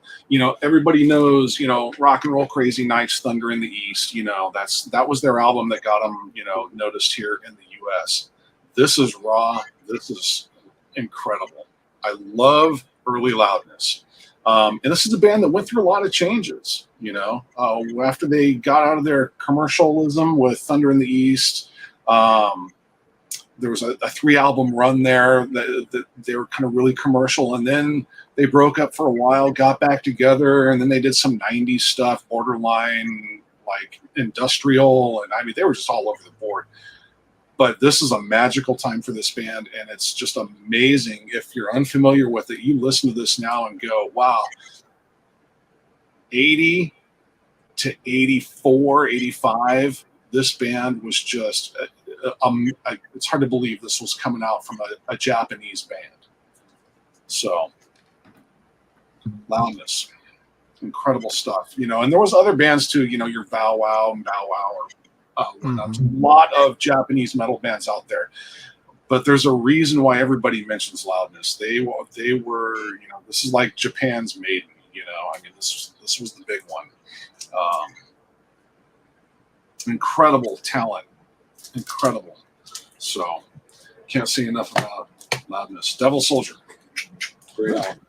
Good call. I'll admit, this is a band I've never dug into a whole lot. I've heard a little here and there, but if you're a NWOBHM fan, like I know you are, Alan, and you too, Aaron, I don't know how much Loudness you have under your belt, but if you're into the new wave of British heavy metal, you're going to love fucking Loudness, early Loudness. It's just, you know, and in the true Japanese lyric too. You can't hear, you know, they did one album in Japanese, and then they released a copy in English, and I got to hear the Japanese version, man. It just fits. So good. Do you have that Lazy record? Wasn't that like a couple of the same guys before Loudness? Lazy was Loudness before Loudness, yeah. I like they were like the Japanese Menudo. Yeah. Before they discovered metal, yeah. It's funny. I'm actually going to pull those out again. Didn't they do 4 records before Thunder in the East? Or was it 3? I think it was 4. 5. Disillusion. Oh, yeah. I forgot about Disillusion. The Birthday Eve, Devil Soldier, The Law of Devil's Land. Yeah. And then Disillusion, right? Was there another one, or is that it? No, I think that was it. Because then you had the live album after Disillusion, and then Thunder in the East is what came out after that, I think. I'm not sure if I have Thunder in the East or not, but I have all 4 of those studio ones before that. I've listened to all of them, and just none of them have ever really quite hit me right. But it's been a few years, so I'm thinking it might be time to revisit now that you've got me all hyped on them again. Yeah, put it on. Put it on. Yeah, but me and Japanese metal have never quite seen eye to eye generally. I used to like talk about this with Greeno because he was such a huge fan of everything Japanese, right? But as much as I love some of the 70s bands from Japan, you know, like Flower Traveling Band, obviously, but you know, the weird shit, Speed Glue and Shinky and shit like that. They're not really any 80s bands that but I don't have any ex-Japan, so I might have to eat my words on those. Yeah, ex-Japan, that's the other one. But the Japanese, man, they had some incredible prog and jazz, you know, I mean. Yeah, jazz is a whole conversation. Yeah, that's, you know, so I put nothing past them, but yeah, the early Loudness stuff is just amazing. Just amazing. What record had the song Bug Killer on it? That was the best song of theirs I ever heard. That blew my mind when I heard it. I couldn't believe it was the same band. I don't remember which album. I feel like it's like 90s or 2000-ish, something like that. Whatever. I don't want to like derail the whole conversation with this. Yeah, I can't remember. It's later. I know that. Someone in the chat's probably going to know. Unless you find it first.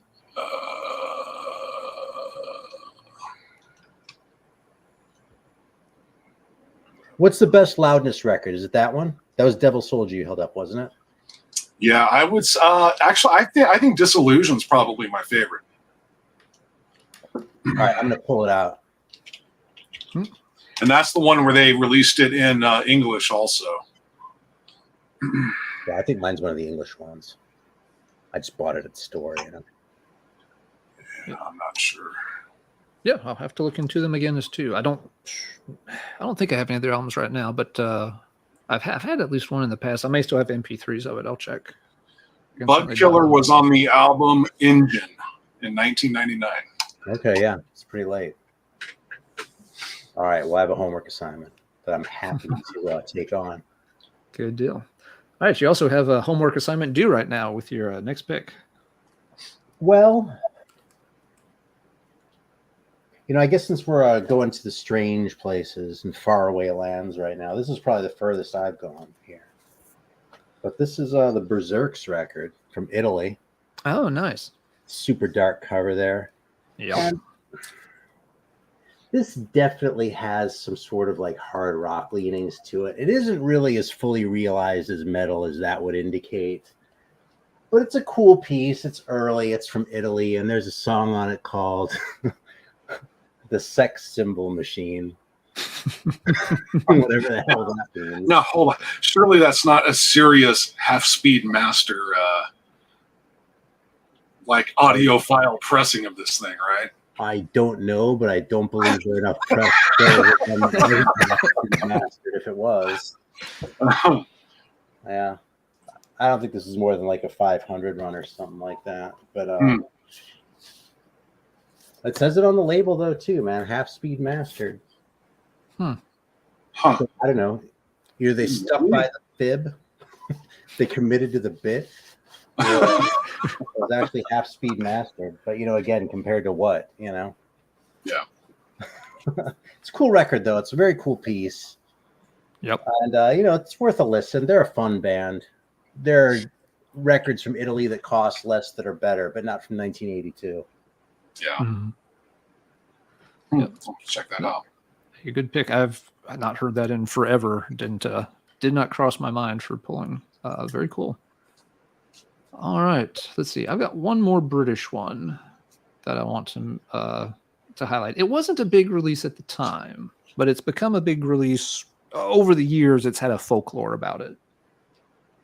But yeah, the band could get very little attention at the time, or when they got attention, it was for all the wrong reasons. It's Witchfinder General. I knew you were going to show that. I didn't even bother pulling that. Yeah. Right. Yeah, I'm looking over. It's like, wow, no one's mentioned it yet. I'm like, yeah, there might be a reson for that. I said exactly. I'm like, Alan or Aaron's going to pull that record. So I thought maybe that's just Soviet invasion. I was like, I'm sure Alan has that too.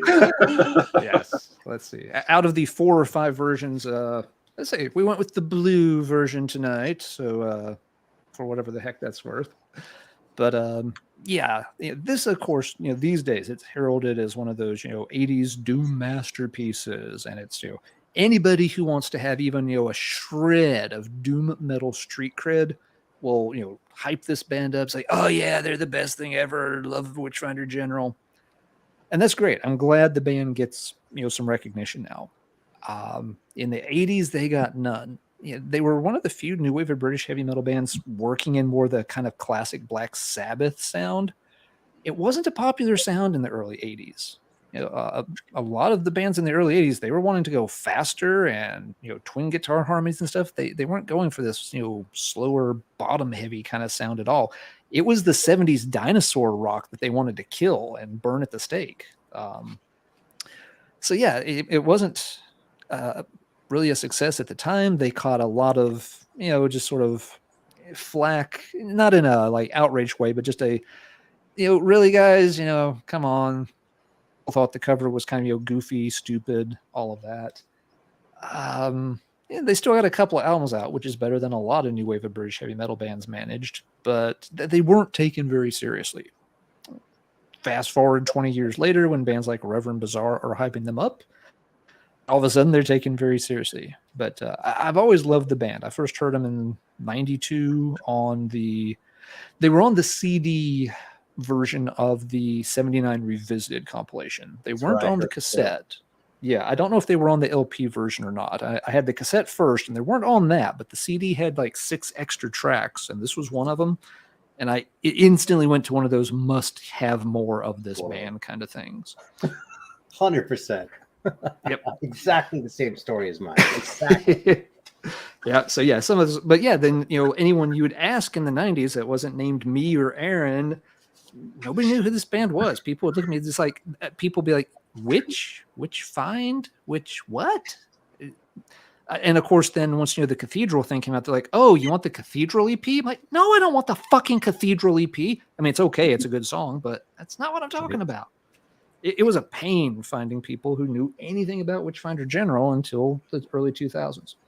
But yeah, great album. The track listing on some of the pressings was wrong. On the cover, they had the tracks scrambled up. So for a long time, I had all the song titles wrong in my head. Like I think they had Invisible Hate and Death Penalty mixed up or something. So it always bugged me. It took me a long time to start deprogramming the wrong track list and realize that, oh wait, yeah, this doesn't match up right.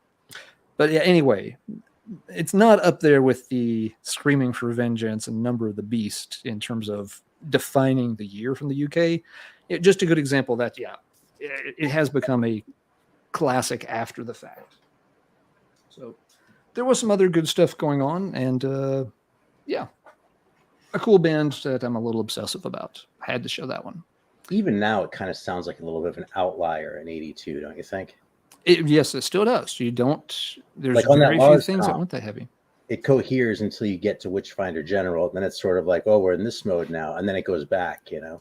Mm-hmm. Yeah, that comp has a few. There's the Venom track's an outlier, the Witchfinder General's an outlier, but yeah, it's about it. There's not many others. Maybe there's one other I'm not remembering, but anyway, that I might show a little more British stuff later, but we've got some other people to rotate through first, of course. I'm sure Duane's got more cool stuff to show us. Let's find out what.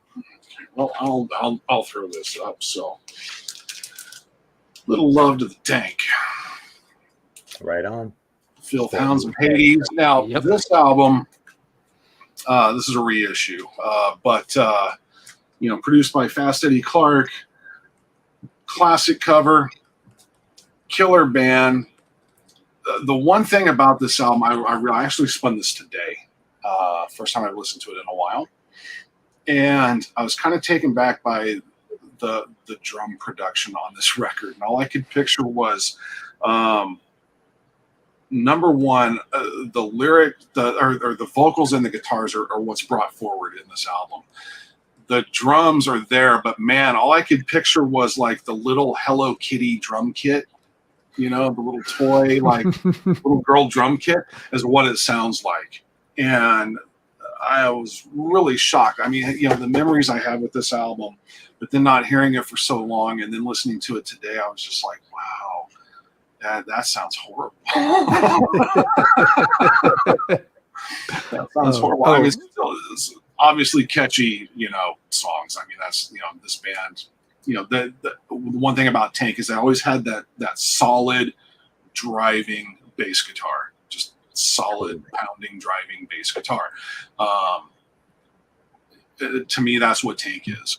And, this album is still killer, but boy, I can't, for some reason that really stood out to me today. I was just like, wow, I don't remember the drums being that bad. I really don't. But yeah, killer stuff. I always said, it's like Algie's vocals are like, I always pictured if you were to take a punk rock band's singer and put him in a heavy metal band, this is what you get right here. Yep. So that's what I think of. But yeah. Tank. Yeah. Algie, band. Of course, had been involved in some punk stuff earlier in the 70s. And you can hear it. You hear it in his voice. Yep, that influence is still there. And Mike, thank you very much for the super chat. Really appreciate that. Hope folks are enjoying the show. I think it's a lot of cool stuff we've shown. Tank, and we might revisit Tank before the night's out because Tank was pretty busy in 1982. We'll see if they come back around or not. But right now, it is Aaron's turn. So, all right, well, I left that one on the shelf, but I do have that song about fell in love with a stormtrooper in my head now. So, yes, there's no getting that song out of your head for a while once it's there. Yeah, but I pulled this one from the UK. Oh, there you go. Nice. And I got the LP before I got this one, but I liked this one before I liked the LP. Like Gates of Gehenna just struck me right the first time I fucking heard it. And something about like the Back in the USA and Starship Sentinel on side 2 that just seems so like off kilter compared with that thematically. Just I couldn't resist it, So this just has all sorts of like cool little primitive things about it. Mm-hmm. And the LP on Need is great. I love that record, but that one kind of took me a little longer to get around to. So that's sort of a thing of the past, like little tips on how to store your record now. But I'll show the label real quick too, just so I have it right in my hand here. Very cool. Very nice. So I love the Hoof, man. yeah, it's a classic record, and there aren't that many 12-inch records from Britain from that era that I get really excited about. This is kind of one of them. We've talked about the ones that are exciting, right? It's like when you peel the onion, there isn't much inside, like whereas as long as you stay like on the outer layers, you've got some great shit. And that's what we've been talking about. Just so we're clear, I'm not going back and shitting on what we've been talking about for the last 2 hours. Anyway, yeah, Cloven Hoof, man. Already around in 82, really kind of late for new wave British heavy metal. Not too late or even close, but not 1980. But still, what a statement, man. Yeah, that's a good point. With in 82 is that weird kind of in between year for new wave of British heavy metal. It's still going well, but all like the top bands are probably we're not showing a lot of their albums because they've already made their first album before this. Right. And by the time you get to 83, there's still a lot of good stuff that comes out in 83, but it's definitely starting to feel like the clock is winding down on the movement. The alphas have already claimed their, Yeah. The big bands are established. Any new bands are going to have a heck of a time trying to carve out a niche for themselves. And heavy metal's moving on anyway. By the end of 83, groups like Tigers of Pantang have to compete with Show No Mercy and Kill 'Em All coming out. Yeah, and that's gonna take things to a whole new level of intensity. But yeah, Cloven Hoof, I like the band. They always had a bit of an image problem, reportedly back in the day. They were one of those bands that did the whole costume kind of thing with the there's the spoken intro to that with the whole air, water, earth, and wind. God, and the guys would actually wear costumes kind of we are elements along that. Yeah. They signed it like that on here too, actually. Like, signatures and shit. It's like they actually autographed it. I mean, not like by hand for each one, but they signed it with those fucking silly names. Yeah, they really stuck to the gimmick for quite a while. But as a result of that, they reportedly tended to get lumped in with the glam scene, like glam rock scene, quite a bit for years. Which the band would always kind of fervently deny. It's like, no, we're a metal band, we're not a glam band. And I know at one point, I think it's in Malk's encyclopedia, he tells a story that the band was like fervently denying the glam connection in an interview one week, and the next week they were accepting an invite to play at one of the UK's main glam festivals. Gotta get paid, I guess. Yeah, I mean, sure, you take what gigs you can get, but it just in terms of timing, it's just like, oh, that's you're going to get a paycheck, but you're also going to take another hit to the image there. They, of course, eventually ditched it, but they also stuck around a lot later than many of the bands. They weren't one of these bands that disappeared for 30 years and then came back with an album. They had albums all the way through the 80s, long after people didn't care about new wave of British heavy metal. And some of those albums, like Sultan's Ransom and Dominator, they're good albums. There's a lot of good stuff on them. All right, I guess it's back to me then. I want to jump over to the U.S. for a little while, I think. We already talked about, Twisted Sister, early for them, good album, but, they weren't breaking big yet. Metal Massacre 1, just getting started. You look around for Poland.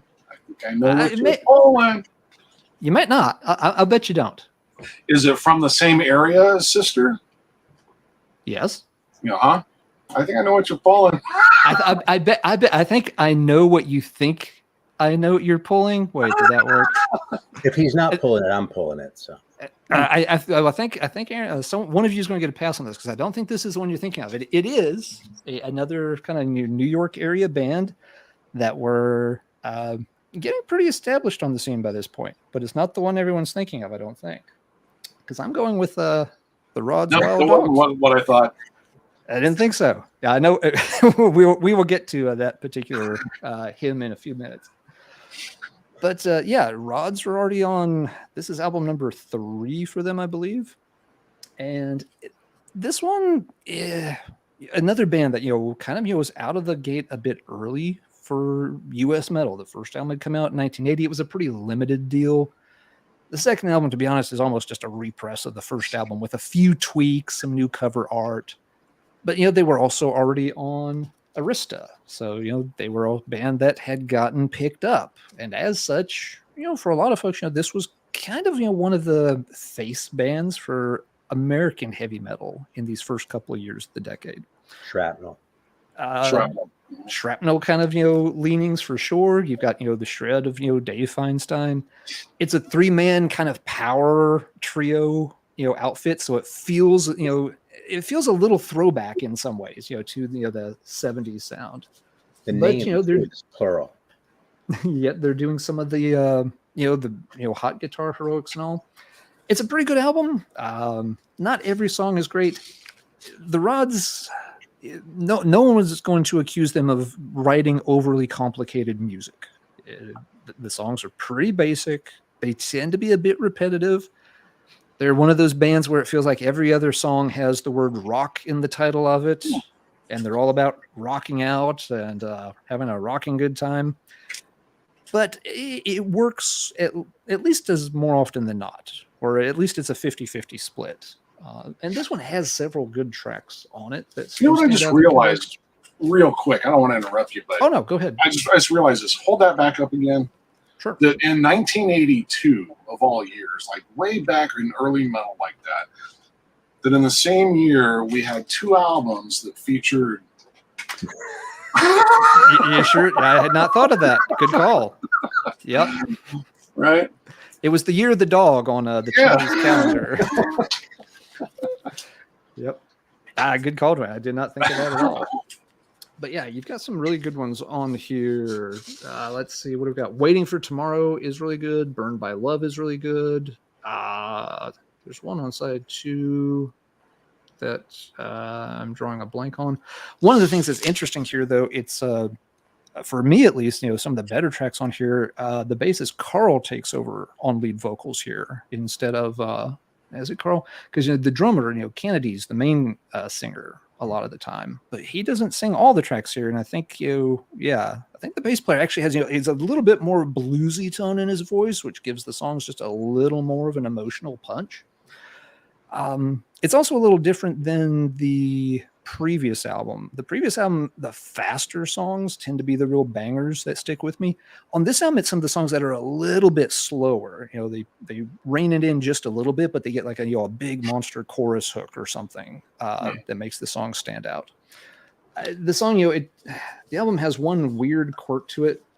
Side B starts with an ultra slow cover version of "You Keep Me Hanging On" by the Supremes. It's like, wait, what? What the fuck?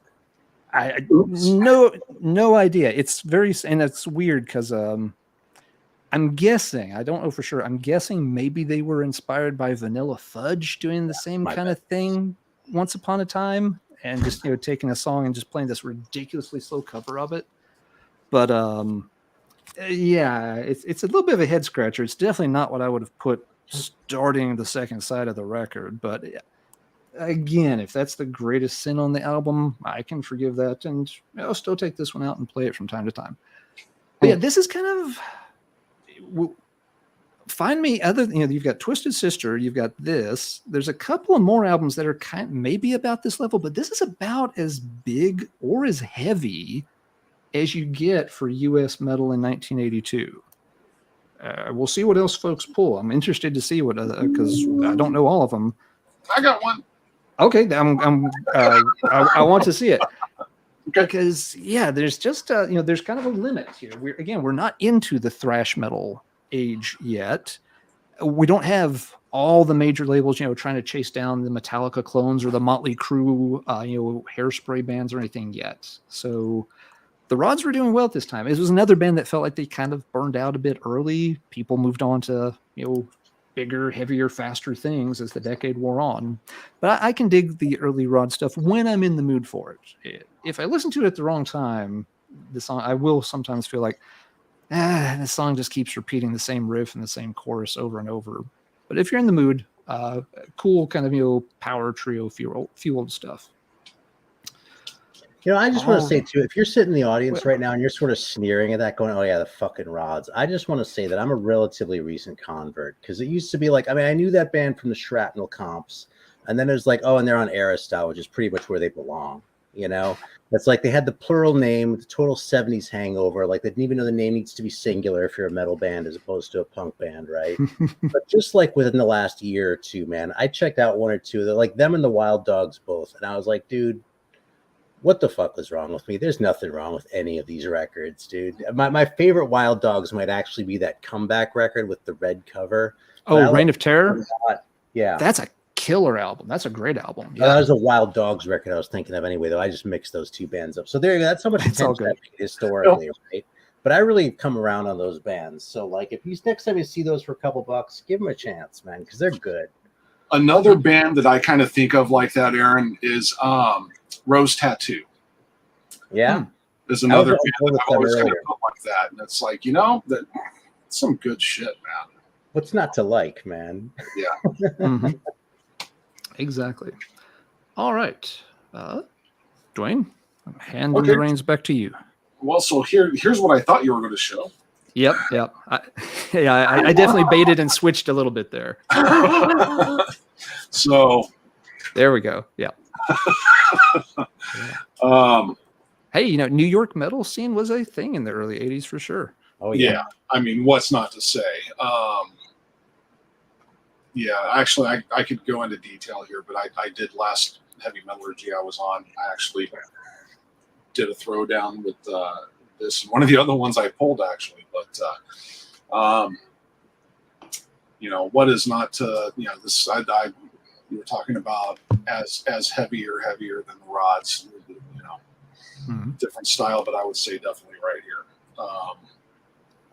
Some of the most glorious, to use a word for a pun, that I can think of. It's probably my second favorite Manowar record, but also the album that introduced me to the band. So special spot there. The Manowar track is just, I never get tired of hearing that. I never get tired of it. But I will say that over the years, though, Manowar is not a band anymore that I just randomly kind of pull to put on. I mean, I got to be in the mood to listen to these guys, but when I am in the mood, man, this is definitely one of them that gets pulled and hits right. So, Dark Avenger, God, Metal Days, this whole album. I might actually play this again tonight before it gets put away. I'm thinking about it. But yeah, so again, New York, right? So, US, and who would have thought, back then, this was 1982. This and what I put it up against in the last episode, another band that I pulled, are two bands that kind of started a genre going forward. That was going to be a branch off of metal, Yep. And I would call that epic metal, So, here's one of the founding bands of that genre right here and what they were doing. So, but Manowar, I think it really represents that transition too, actually. That's why I pulled it out too, because some of those songs like Death Tone and shit like that, or Shell Shock, those totally sound like, I don't want to say throwback because they sound good, but they sound like they could have been, from the late 70s or something. But then on the other hand, you had that epic shit come the end of side too after Orson Welles dies, and you're like, holy damn. This is going somewhere completely new, and like again, really sort of, it's like metal coming into its own. Like the shit on side one is metal, but the shit on side two is something a little bit more that you didn't know you needed on side one. And again, 1982, okay, heavy metal record, right? This sounds absolutely nothing like Judas Priest Screaming for Vengeance. completely different. Hands down, right? This also sounds absolutely nothing like Venom black metal. So I was talking about that transitional period. This is kind of showing how bands were starting to develop their own styles that turned into genres, I guess, but gotta love the mighty Manowar. Yeah, Aaron makes a good point there. That album, it's kind of a Williams tale of two sides, because both sides are fun, but the stuff on side A, it does have that sort of 70s rocking out kind of thing. You can almost imagine the guys like wearing huge flared bell bottoms and just pounding a cowbell while they play those songs. And then you flip it over on side 2 and you've got stuff like Dark Avenger. It's just like, okay, this is different. Is this the same band on both sides of this? It's a very fun album. I like it a lot. But yeah, just it's a different one in their catalog. After that, they quickly dropped the death tone kind of stuff and the shell shocks and moved strictly towards the more epic sound. But that album's still a lot of fun for sure. Yeah, on side 1, he's riding his motorcycle and giving the cops the finger. Mm-hmm. And Exactly. on side 2, he's avenging his slain warrior father. Yeah, he's got Orson Welles, doing the whole Conan motif. He parked the bike and pulled the sword out of the sissy bar at the back of it. That's right.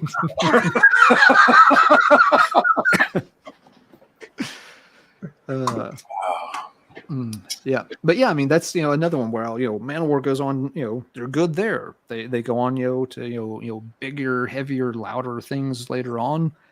But we're pushing the edges of U.S. heavy metal here. It's hard to find anything that really goes beyond this point. But let's see what Aaron's got. All right, well, I've got 2 more before we get to the 45s. 45s are the fallback then, because I can keep going with that. But so there's another one that might follow a little bit better, but I'll do this one first. This is another obscure one. So this one is a Dutch one.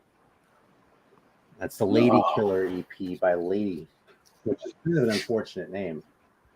It doesn't look like the heaviest thing ever. I mean, I'm all in with that picture, but but this record smokes, man. It has a really heavy keyboard in a way. It's like really sort of like an organ sound too. It's not like really synthy. So it kind of has some of those 70s moves, but from as far as the songwriting, it's really metal all the way, man.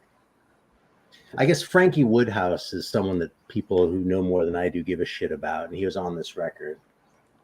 But they play it loud and they'll show us that rock ain't dead.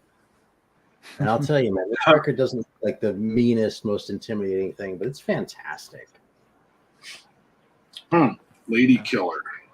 I haven't heard that one in a long time. I've got the I don't have that on vinyl. I've got the Frankie Woodhouse solo album on vinyl of all random things. Yeah, the Something in the Air. I think it's actually a 2 LP set, but it's really, really short. It doesn't make any sense why they put it on 2 albums. But yeah, very cool one. Yep. So yeah, another one. The underground. There's stuff out there from '82 if you dig for it. Definitely so. All right, let's see. I'm going to stick to New York for one more round.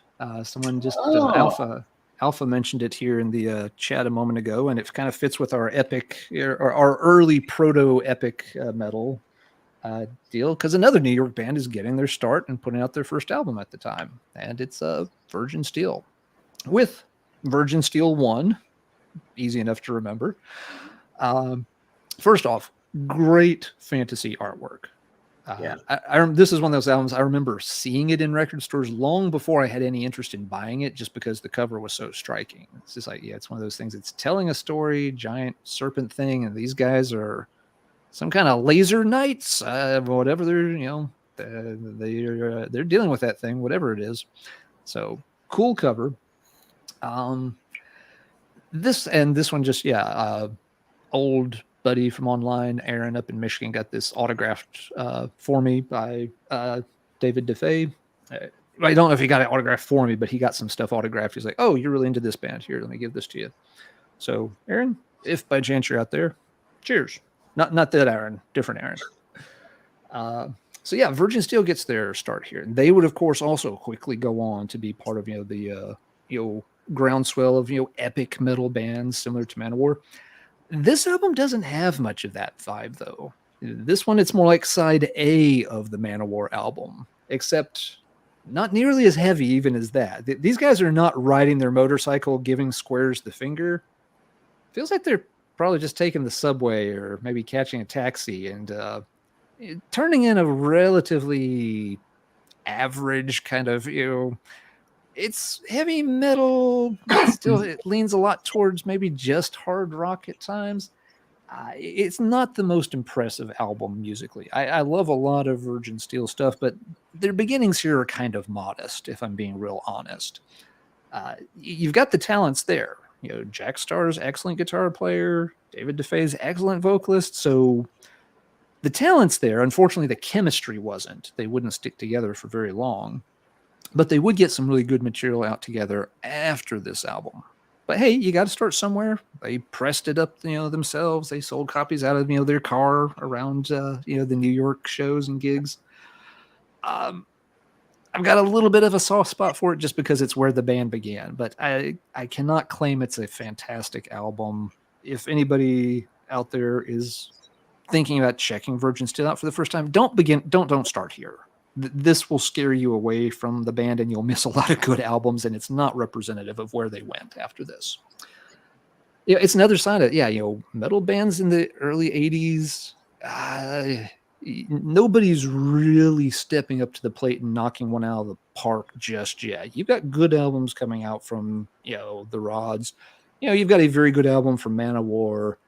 None of these bands are really releasing their defining classic albums this early. We're just behind the British scene. We just are. Not saying that there's a problem with that. Obviously, the U.S. would catch up and surpass the British scene within just a few years. But in 1982, it's not the year of American metal. It's the year of British metal in particular. And you get some good U.S. metal stuff here and there along the way. That's kind of my, hot take for the night.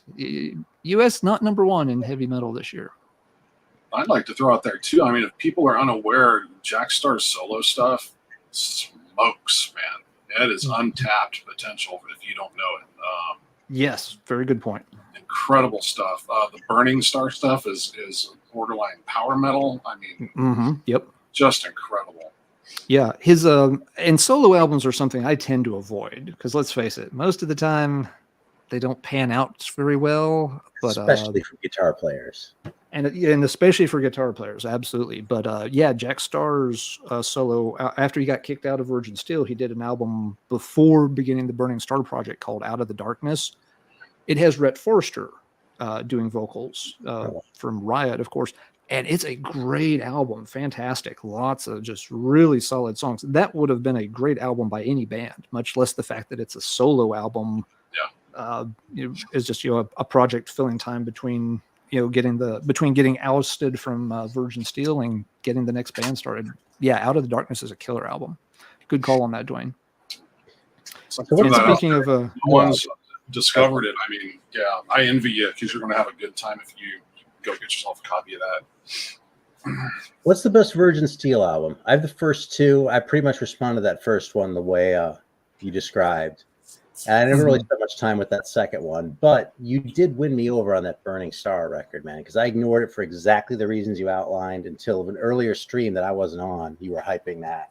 And I went out like, okay, I'll gamble $10 or whatever it costs for a copy. And God damn, am I glad I did.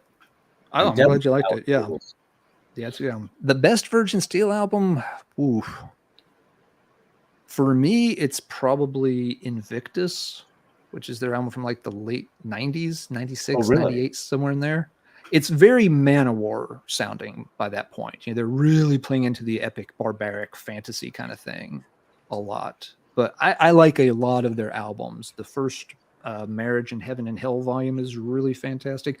I like the second album a lot. Guardians of the Flame, I think, is a great album that doesn't get talked about. If you want something that's 80s metal sounding, Guardians of the Flame is really good.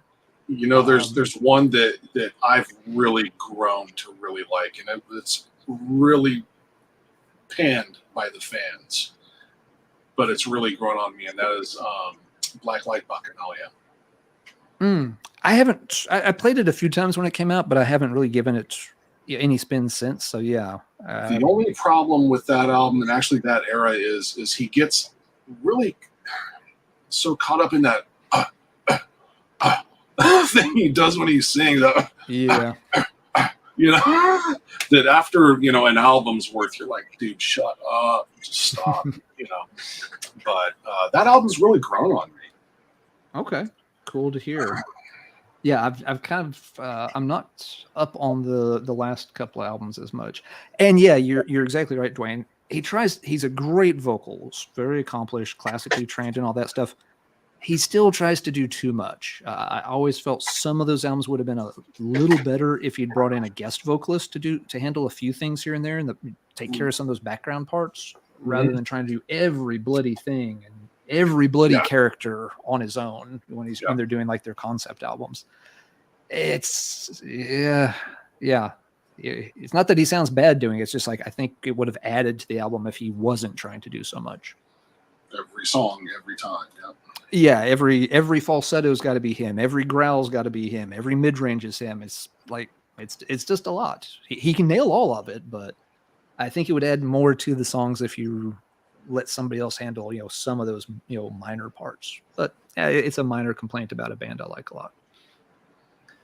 All right, so yeah, Virgin Steel will get a lot better after 1982. Duane, what's something else you would like to show us from 82? Yeah, I'm actually going to show something. This is, I mean, we're going back to like the total common basics right here. But I'm going to show a twofer because of what two they are and kind of just, it was an important time. It was an important thing that happened in 1982. And so,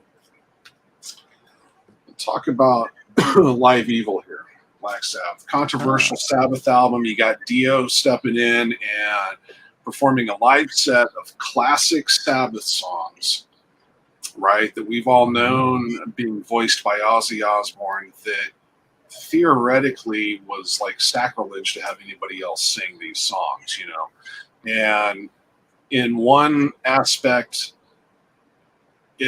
I remember being very interested to hear this, when it came out.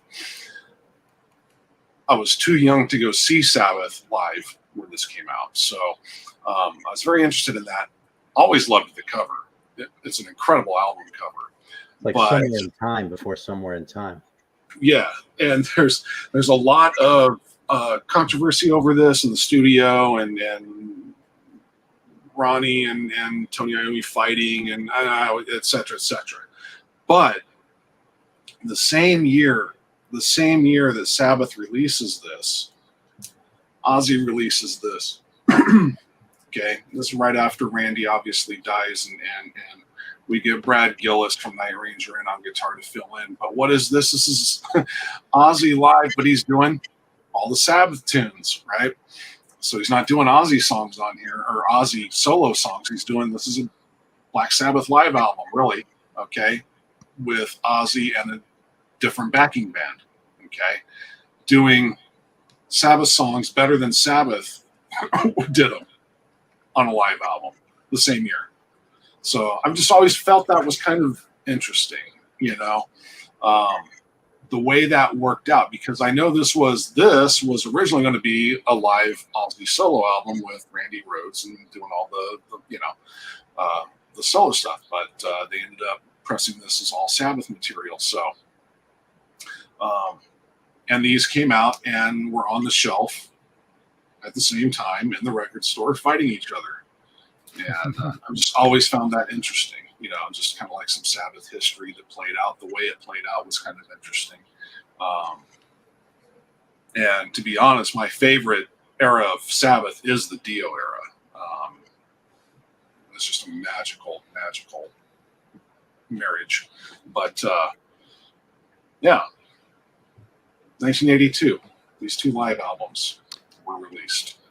Yeah, it's kind of both of them classic in their own right, but yeah, just interesting. But bands kind of going in different trajectories in terms of their career. Ozzy obviously doing great throughout most of the 80s, and Sabbath, you kind of starting to slip from relevance, especially with the Dio lineup not holding together. People enjoy Ugly Red Baby album. Born again. Born again. But that doesn't, of course, hold together very long either. And so Black Sabbath's kind of like slowly, like we'll just see ourselves out over here. It's going to be the decade of Ozzy for the most part, not the decade of Sabbath. Are you anti-Born Again, Alan? No, I'm not. It's not my favorite Sabbath album, but I don't mind it either. It's another one of those. If I'm in the right mood, I enjoy it, and it's got some very good songs on it. So no, I've got no beef with the album at all. That's one where I feel like if it didn't have the Black Sabbath name, if it were some nobody band from, I don't know, Henderson, Nevada, then people like you and me would freak out over it. Fantastic. But being held to that standard, you know what I mean? With Ian Gillan fronting Black Sabbath, it's like it creates so much expectation that... Now, Aaron, how would you feel if that came out and that was... you walked into the record store and that was sitting there and it said Deep Purple, Born Again. And you heard that. As a Purple fan, what would you think? If that was an official Deep Purple record. At the time, you mean? Or like if it happened now? At the time, yeah.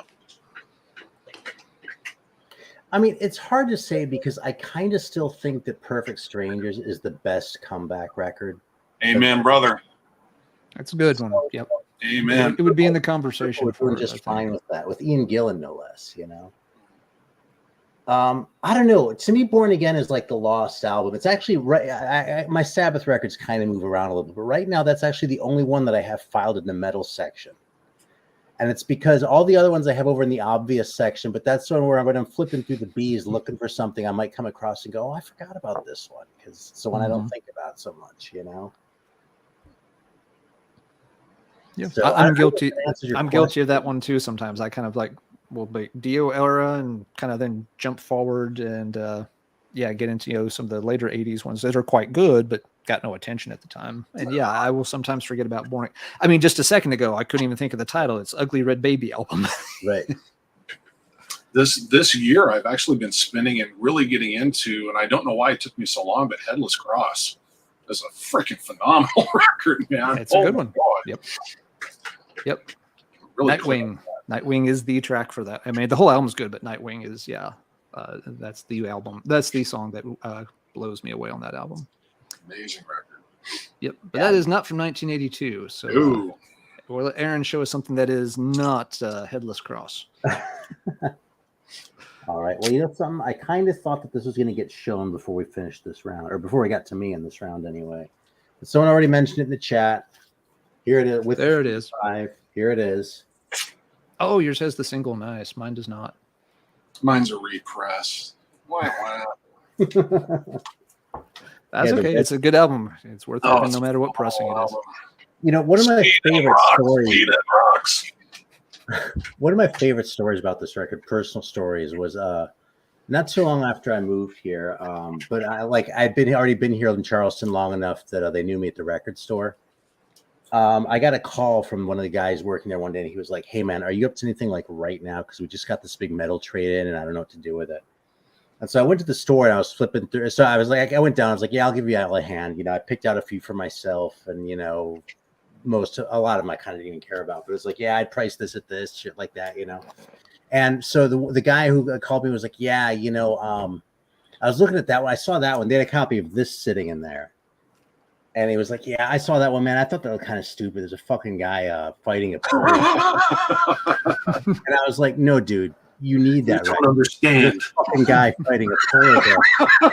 And then him and another guy who worked there started kind of fighting over it. I was like, "Yes." So it didn't make it to the floor.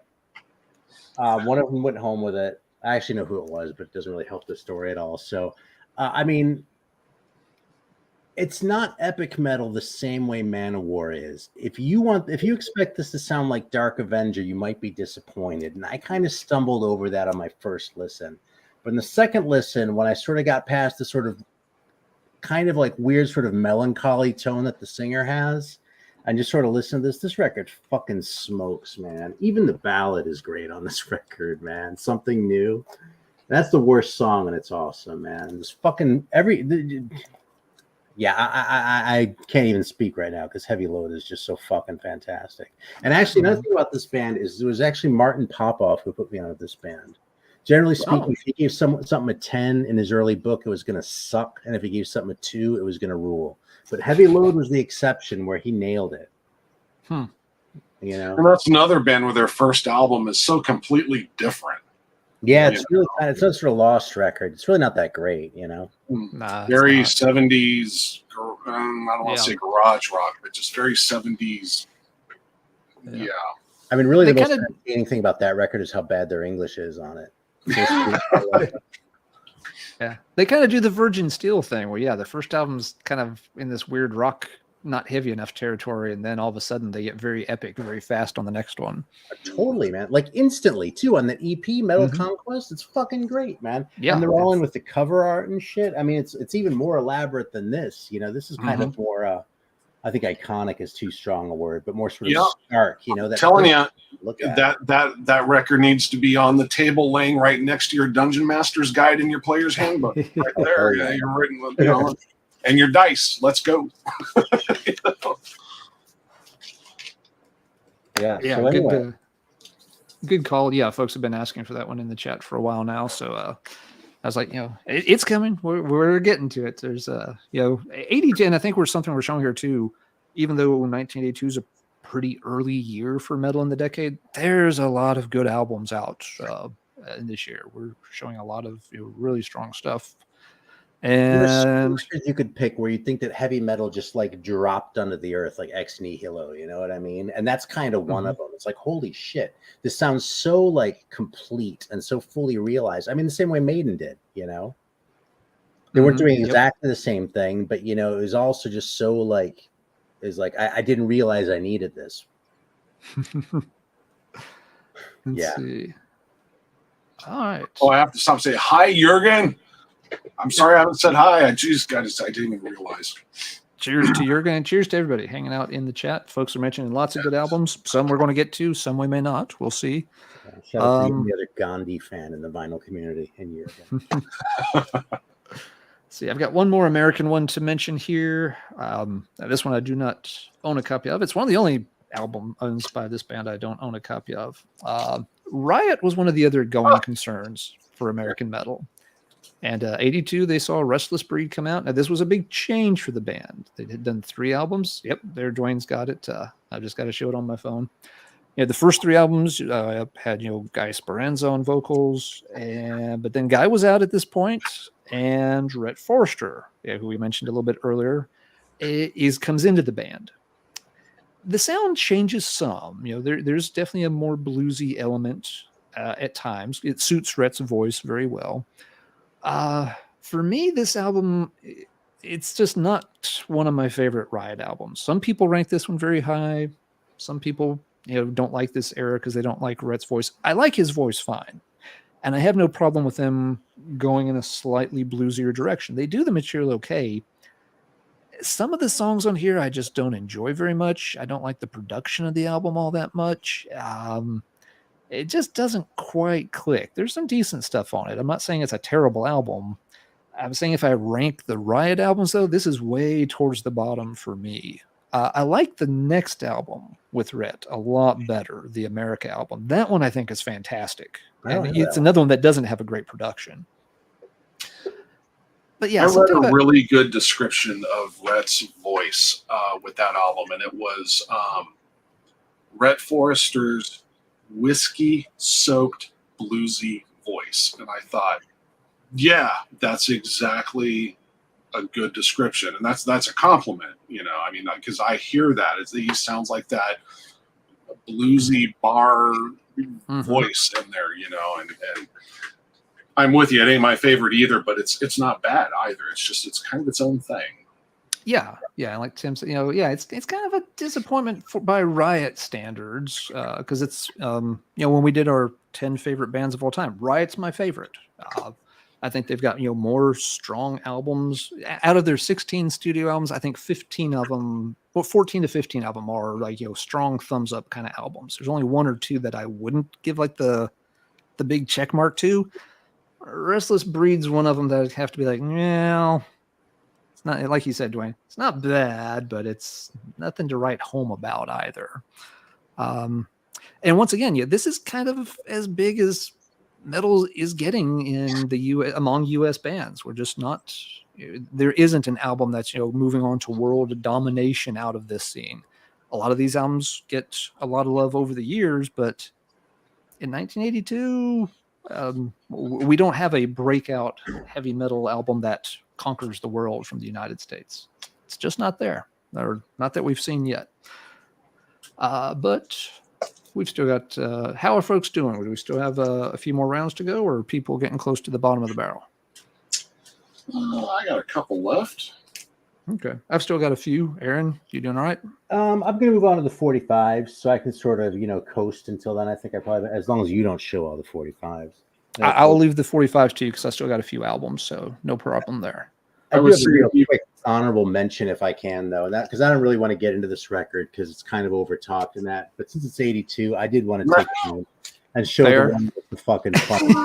There we go. Damn it, Aaron. It is a boot, okay, but it's like, I couldn't resist, man. I'd rather have this than an official pressing. Well, this one is official.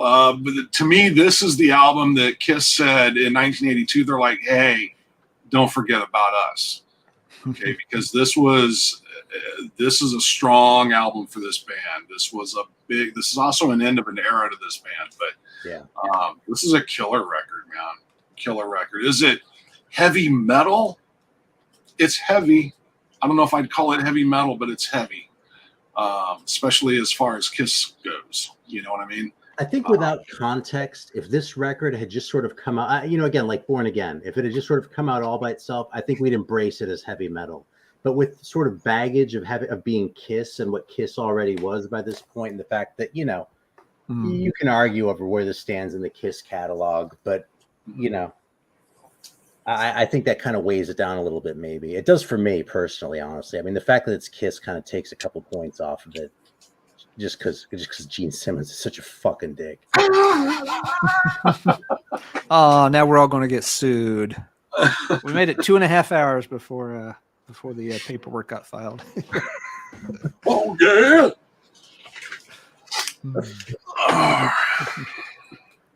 All right, Duane. What have you got that's not Kiss? Let's see here. How about we can't leave 1982 and not talk about Saxon. Oh, and call. The Eagle Has Landed. So here's Saxon's first live album. And you're consisting of their first four, right? The first four records came out at this point, I believe. 1, 2, I think so. Yeah. 3. And this is back also when I believe, now I could be wrong, but I believe this is a live album that is not doctored. This is not studio enhanced or anything like that. This is raw live. New wave of British heavy metal by Saxon, just immortalized in history on vinyl. Incredible record. Never gets old. Never gets old. And what a snapshot in time for the genre. Man, they were just on fire at this point. Mm-hmm. Yeah, so that's a good call. I didn't think of it being a live album, but yeah, it's another big new wave of British heavy metal band. Doing great this time. And they just this poor band, one of the hardest working metal bands in history, I must say, and always flying under the banner of your Maiden and whatnot, poor Saxon has always never been allowed to the front of the bus, you know what I mean? They always feel like they're asked to drive the bus or something. But yeah, and in a way that makes me love them even more. You know, it's just such an awesome band, And again, you know, they're not really epic metal, you know, but they're that side one of Manowar. They're that, you know, I'm going to get on my bike. I'm going to ride over to your house. I'm going to park it. I'm going to hang my leather jacket off the handlebars. And I'm going to ring your doorbell. And when you answer it, I'm going to smack you right in the fucking mouth. You know, that's Saxon, you know?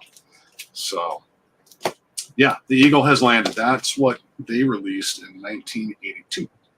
So, early live album for a band. Yes, good call. And kind of, you know, like we said too, with it being a transitional year, kind of getting to the end of Saxon's golden run. You get to 83. I think Power and the Glory is fantastic. For some reason, that album has not aged well with many people, though. And then after that, you know, things happen and albums were made that we won't discuss right now.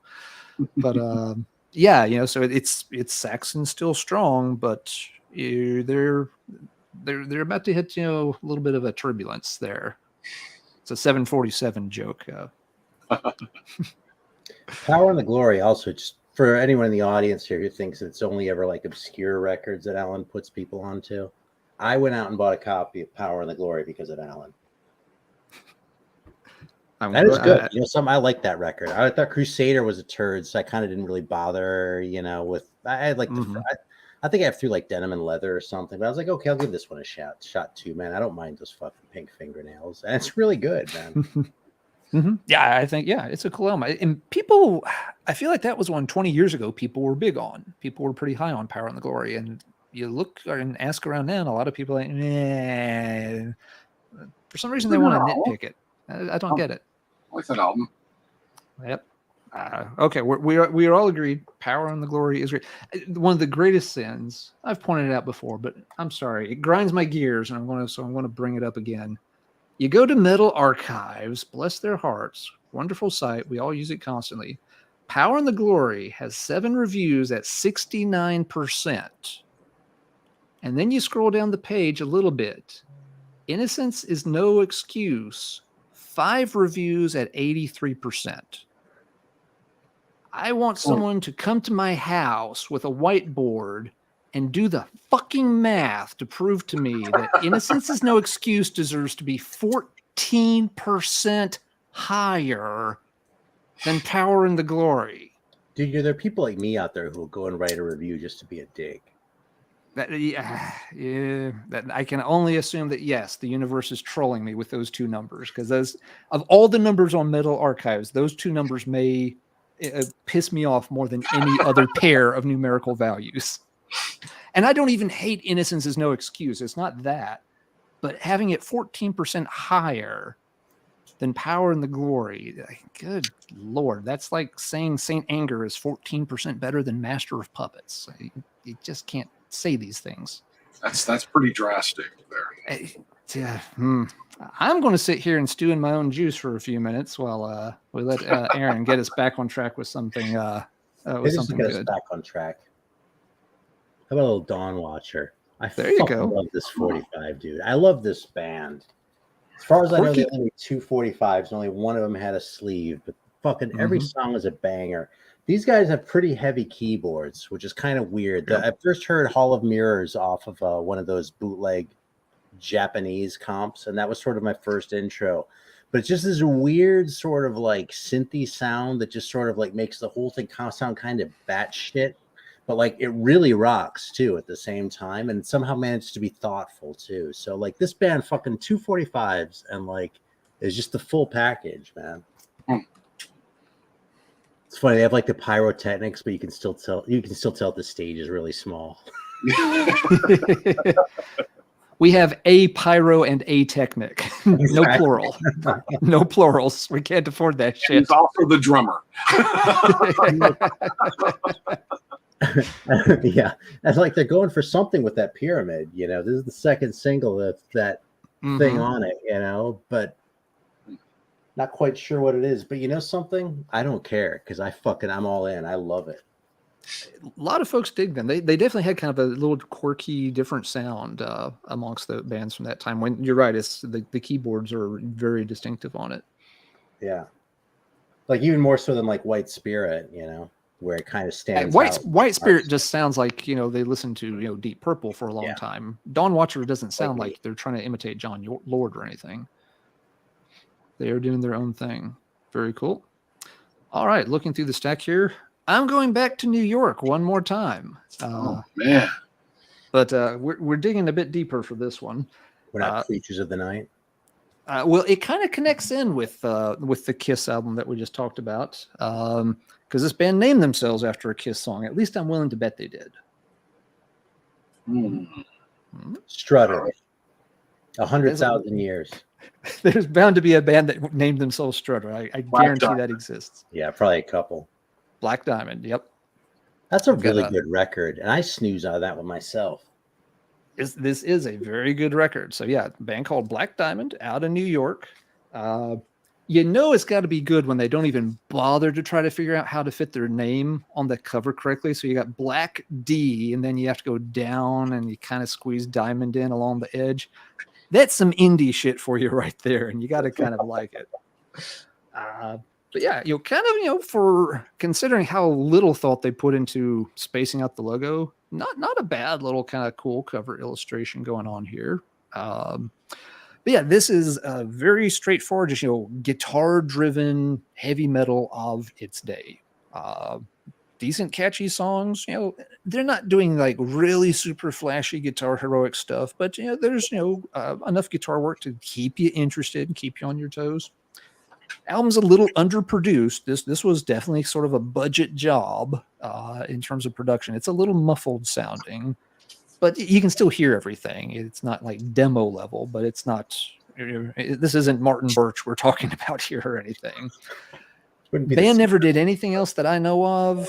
None of the members went on to do anything else that I'm aware of. So it's a little bit of a dead end in terms of a record.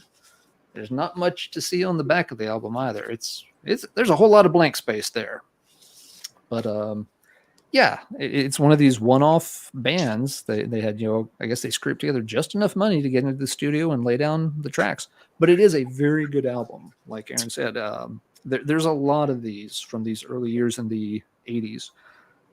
And it's committed as a metal album too. Like it looks like a punk record, but it's not like the Plaids album where you look at it and go, oh, this could kind of go either way. And yeah, it's kind of a punk record. Half of it is. That one's committed.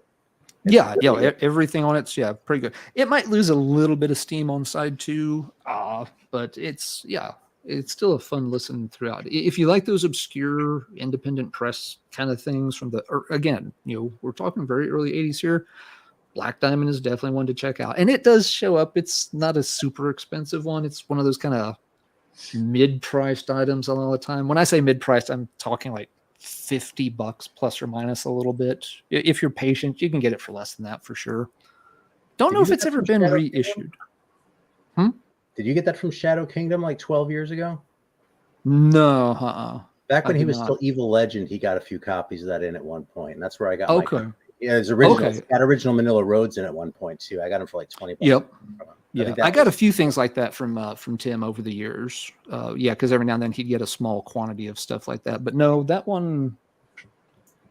Trying to think where I got that one from. I'm not sure. It's been a while. I'm not sure where I picked that one up. It may have just been a random eBay purchase at some point.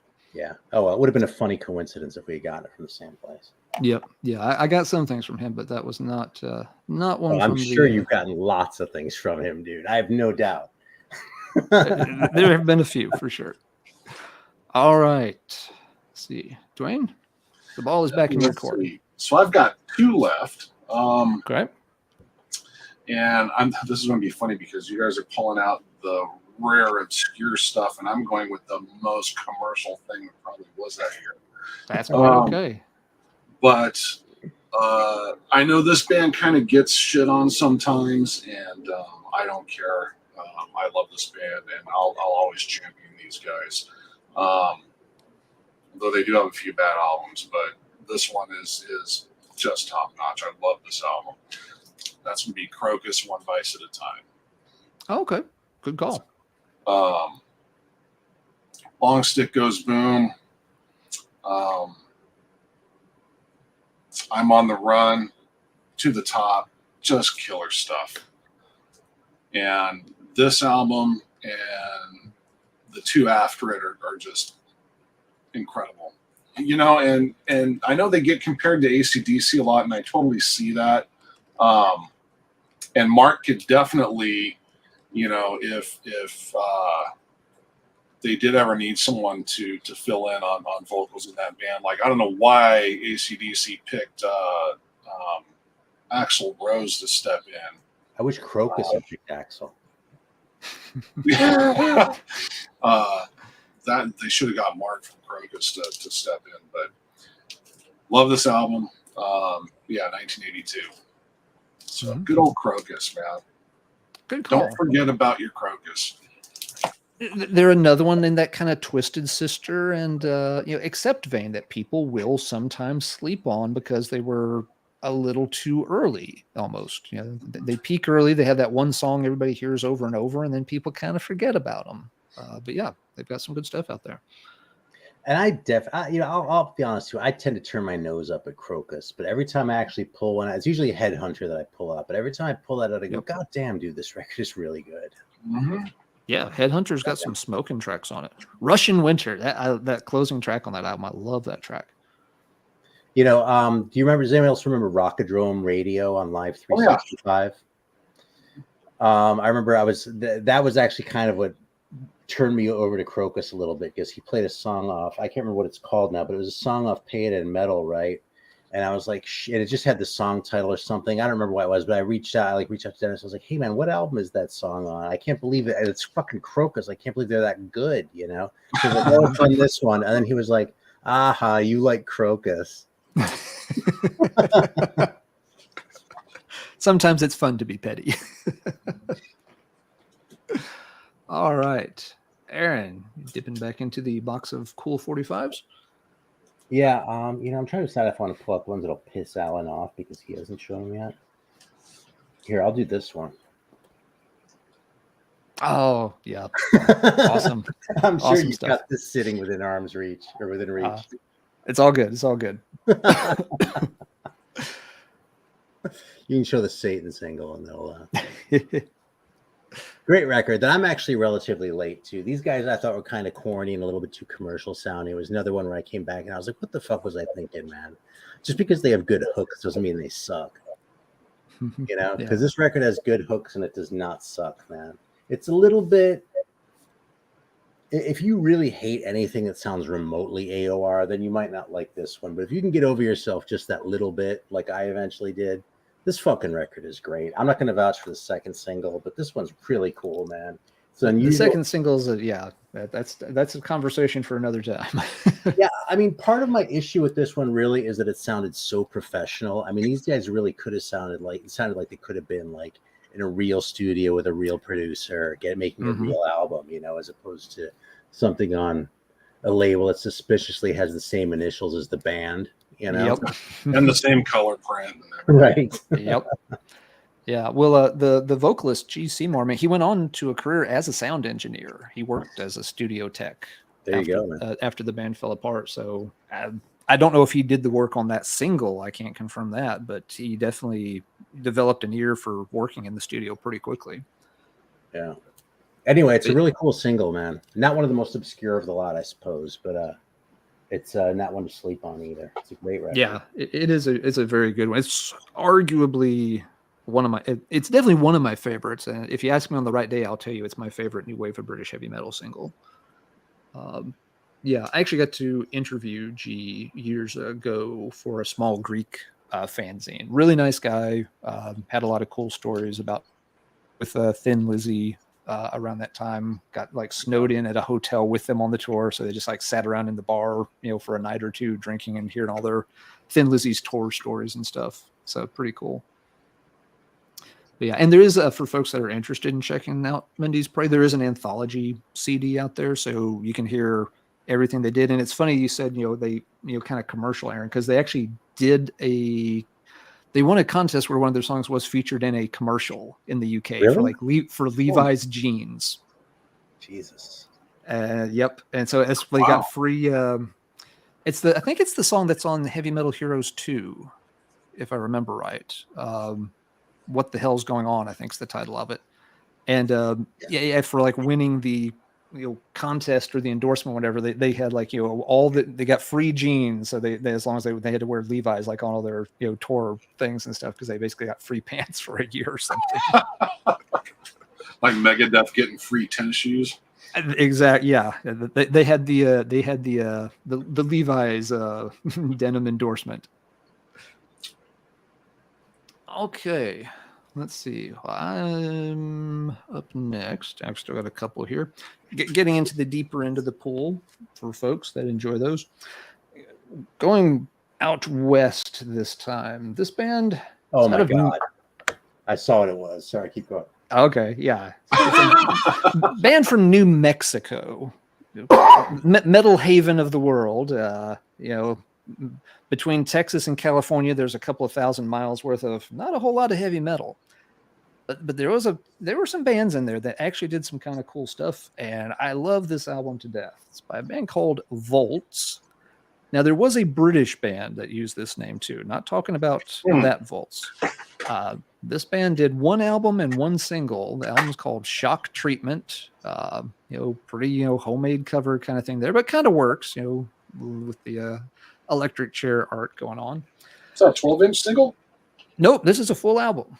They did a 7-inch single. Okay. Yeah, they did a 7-inch single. 2 of the songs. It's on the same Gold Dust labels, the 7-inch, but it's just 2 tracks from here. There's no picture sleeve or anything. But yeah, one less thing to look for. This one fits in really nicely with things like the riots of the day. They're going for that same kind of, it's got 1 foot in the hard rock and 1 foot in the heavy metal camp. They just rock out very well. The songs are, kind of simple but catchy. They're, doing a little bit of, the kind of, hot shot show off kind of stuff. Not to the point of being annoying. Just, it's like, we're young guys. We're, full of ourselves. We're gonna, we're going for it. I love the pictures on the back because it's got them, they're all, in full action poses. But when you look, they look like they're in like some kind of like empty high school football stadium or something. And it's just like, it almost breaks my heart because you're just like, you can imagine that they're seeing themselves playing like, at the Forum in LA or something with tens of thousands of people. And it's like, we're practicing for that day, man. We'll get there sometime. But right now, there's like, 3 old ladies walking around the track a few times to get their steps in for the day. And that's the only people that's there, probably. I want to imagine a guy driving a Zamboni, even though I was just thinking the same thing. It's like, you guys get those drums out of here. We got to get the ice polished down in 15 minutes. Minor league hockey's tomorrow night. Dude, it looks like, you held it up. I thought it looked like the pictures on that Trapeze record. Okay. And then like you go in a little bit, it's like, oh wait, there's nobody there. So you're wearing leg warmers on that? He is not wearing leg warmers on that. Hey, it gets cold in New Mexico during the winter. Yeah, that still would have been a deal breaker. But it's still, if you like any of the stuff, it's not Rod's Power Trio kind of stuff necessarily, but yeah, if you can dig like the early days of Riot, you can certainly dig Volts. The album is a tough one to track down. I don't know if it ever got a reissue. I hope it did. It's an obscure one, so I wouldn't be surprised if it's gotten passed over. The single's a lot cheaper to find. Even it won't turn up a lot, but they don't charge a lot for it since it's got no picture sleeve. It doesn't have any unique tracks on it. But yeah, just, teenage guys, just absolutely, dying to prove themselves to the world. I think you read through some of the lyrics and I almost though feel like they probably knew that it wasn't going to work out. There's like, one point where they're like, kind of self-referential, like, we're not, it's like, playing all the places we know we should. We're not the best, but were so damn good. It's like, how can you not love a band like that? That is Volts. Shock Treatment from 1982 out of New Mexico. That's some epic cringe in the lyrics, man. I can't help but like it just a little bit. I need to find that thing one of these days. It is. If I ever find another one, I will certainly let you know. It sadly doesn't turn out very much, though. All right, we are back to the top of the batting order with Duane. Okay, this is the last one I pulled to show. All right. And someone was mentioning in the chat, no one has shown Raven Wiped Out. That is true. That is the one Raven record I'm missing still. But yeah, definitely deserves mentioning because that is a great record. But this one is one that has aged pretty well. And I like more now than I did when it originally came out. But Rainbow, Straight Between the Eyes. First Julian Turner. And yeah, this thing's aged pretty well. This record smokes. I remember kind of boycotting this era of this band. There you go, Aaron. It's been shown now. We're done. Yeah, there you go. But yeah, I was kind of not into this era of the band for a long, long time. To me, it was, Dio Rainbow, and that's all that mattered and whatnot. But I'll tell you what, this is a smoking of a record. So Julian Turner's voice on this is just insane. So if you guys haven't spun this in a while, give this a revisit. This is really good. Really good stuff. And actually sounds, to think of this as 82, to me, this sounds later than that. Now, I would, if I were just listening to this and said, if someone said, hey, when do you think this album came out? I would have said probably like 85, 86, something like that. Mm-hmm. So to look at it as a release in 82 is kind of surprising listening to it now. So, Straight Between the Eyes. Yep, good call. Yeah, I saw another chance after the Loudness too, because that's one that I came around in a big way on Down to Earth about 10 years ago, because I was all Dio for a while too. Then I was like, man, Graham Bonnet is awesome, and I kind of like all the songs on this except for the hit. And now I don't even mind that one so much. But that one still just sounded like a fucking AOR record to me. So I'll give it another chance.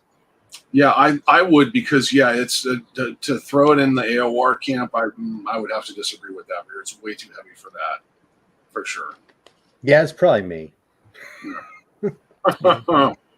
Yeah, I don't avoid early 80s Rainbow. It's just one of those things that kind of slips through the cracks. I'm too busy looking for Volts and Black Diamond, and I forget about Rainbow. My bad. All right, Aaron, I guess we're on our last round. So if there's a couple of things you'd like to show or any honorable mentions, go right ahead. All right, well, I'll leave the Reincarnate for you then and bust this guy out. There you go. Shit, I could have pulled that. I mean, that's it. That is the thing, the OG. This is one of the greatest records of all time. It's up there. It's perfect. Everything about it.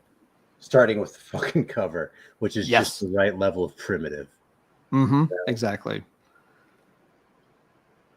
Do they have any business with a name like Satan, even at their heaviest? No. Really. Especially in 82. I mean, that's a ballsy move, man. Dude, this record is so good. Oh, I know. Mm-hmm. And but you got to have balls when you go, okay, we're going to name our band Satan. I mean, that's just going...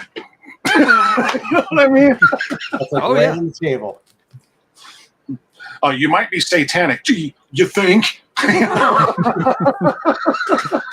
And they're actually, and of course, they're not. But yes, it's. I really wonder. It's one of those things. If you could rewind time and get them to be honest, it's like, what if you had it to do over again? Would you call yourself Satan? It'd be interesting to know if they would stick to that or not. Well, there's a certain currency. There's a certain currency, but they also, it cost them some gigs and, cost them some flack over time. Well, they were on the same label as Venom, right? So they had to go, okay, how can we be more dark than Venom? Well, they're actually on tour together right now too. Actually, this one wasn't yet. This is still a Guardian. So. Yeah, the album was on Neat. You're right. Yeah. Mm-hmm. Yep. But yeah. And Satan's touring with Venom Incorporated currently.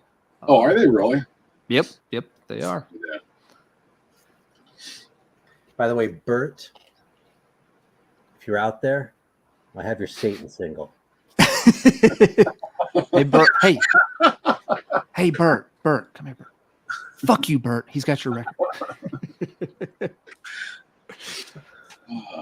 Yes, absolute classic. Let's see. I'm going to go through a couple of honorable mentions here that we didn't have time to get to. Again, 82, while it's an early year, there's a ton of good stuff. We can't hit on everything. Folks are right. We didn't talk about Raven.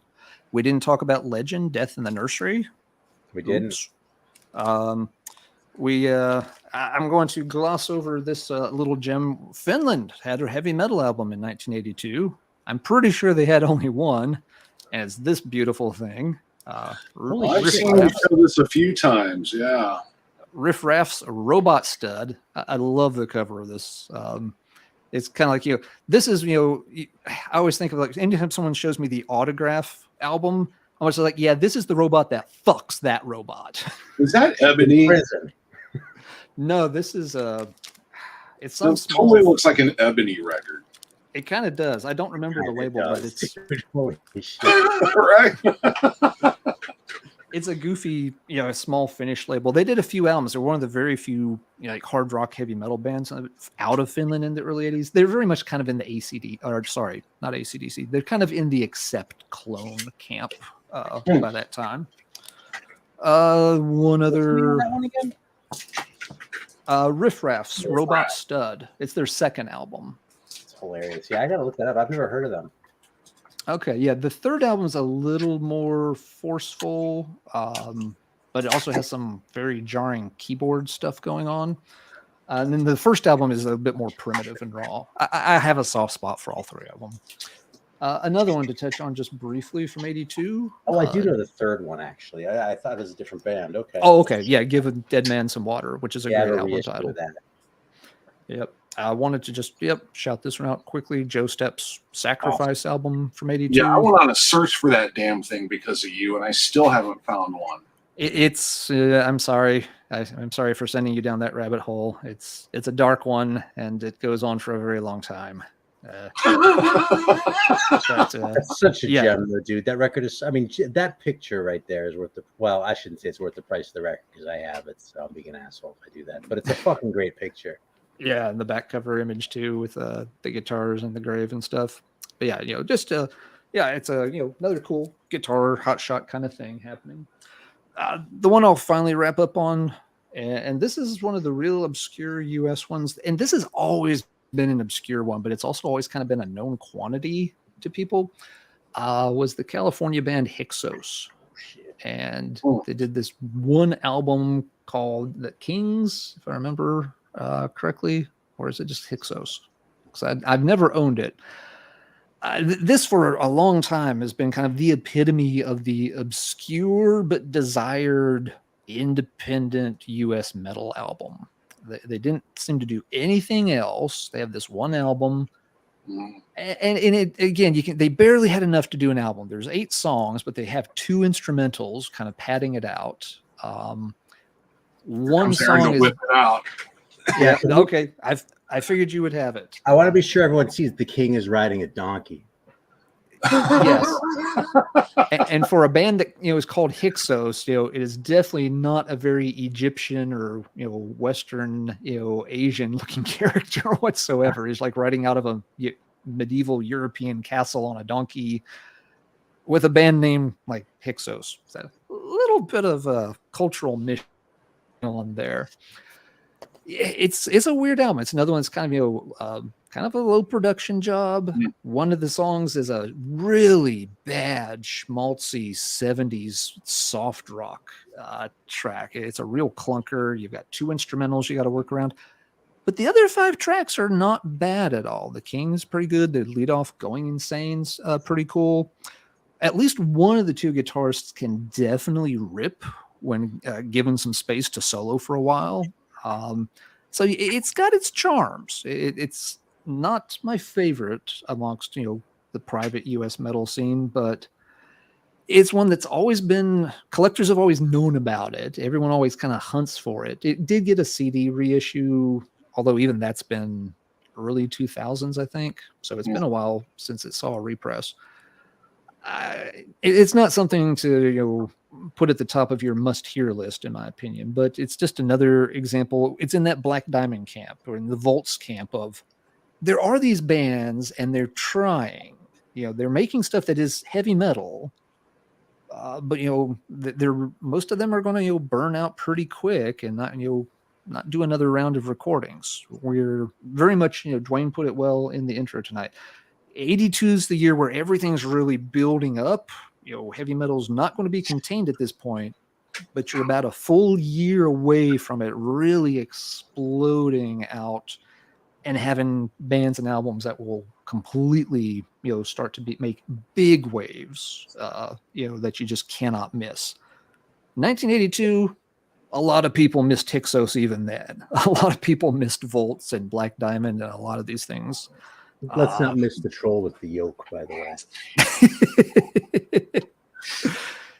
Let me blow yours up, Aaron, because you've got the album. I'm just showing the stupid picture there. But yes, they're already in A2. You're getting that, kind of, the fantasy tropes are showing up here with stuff. So yes, others from 82 that we didn't shout out.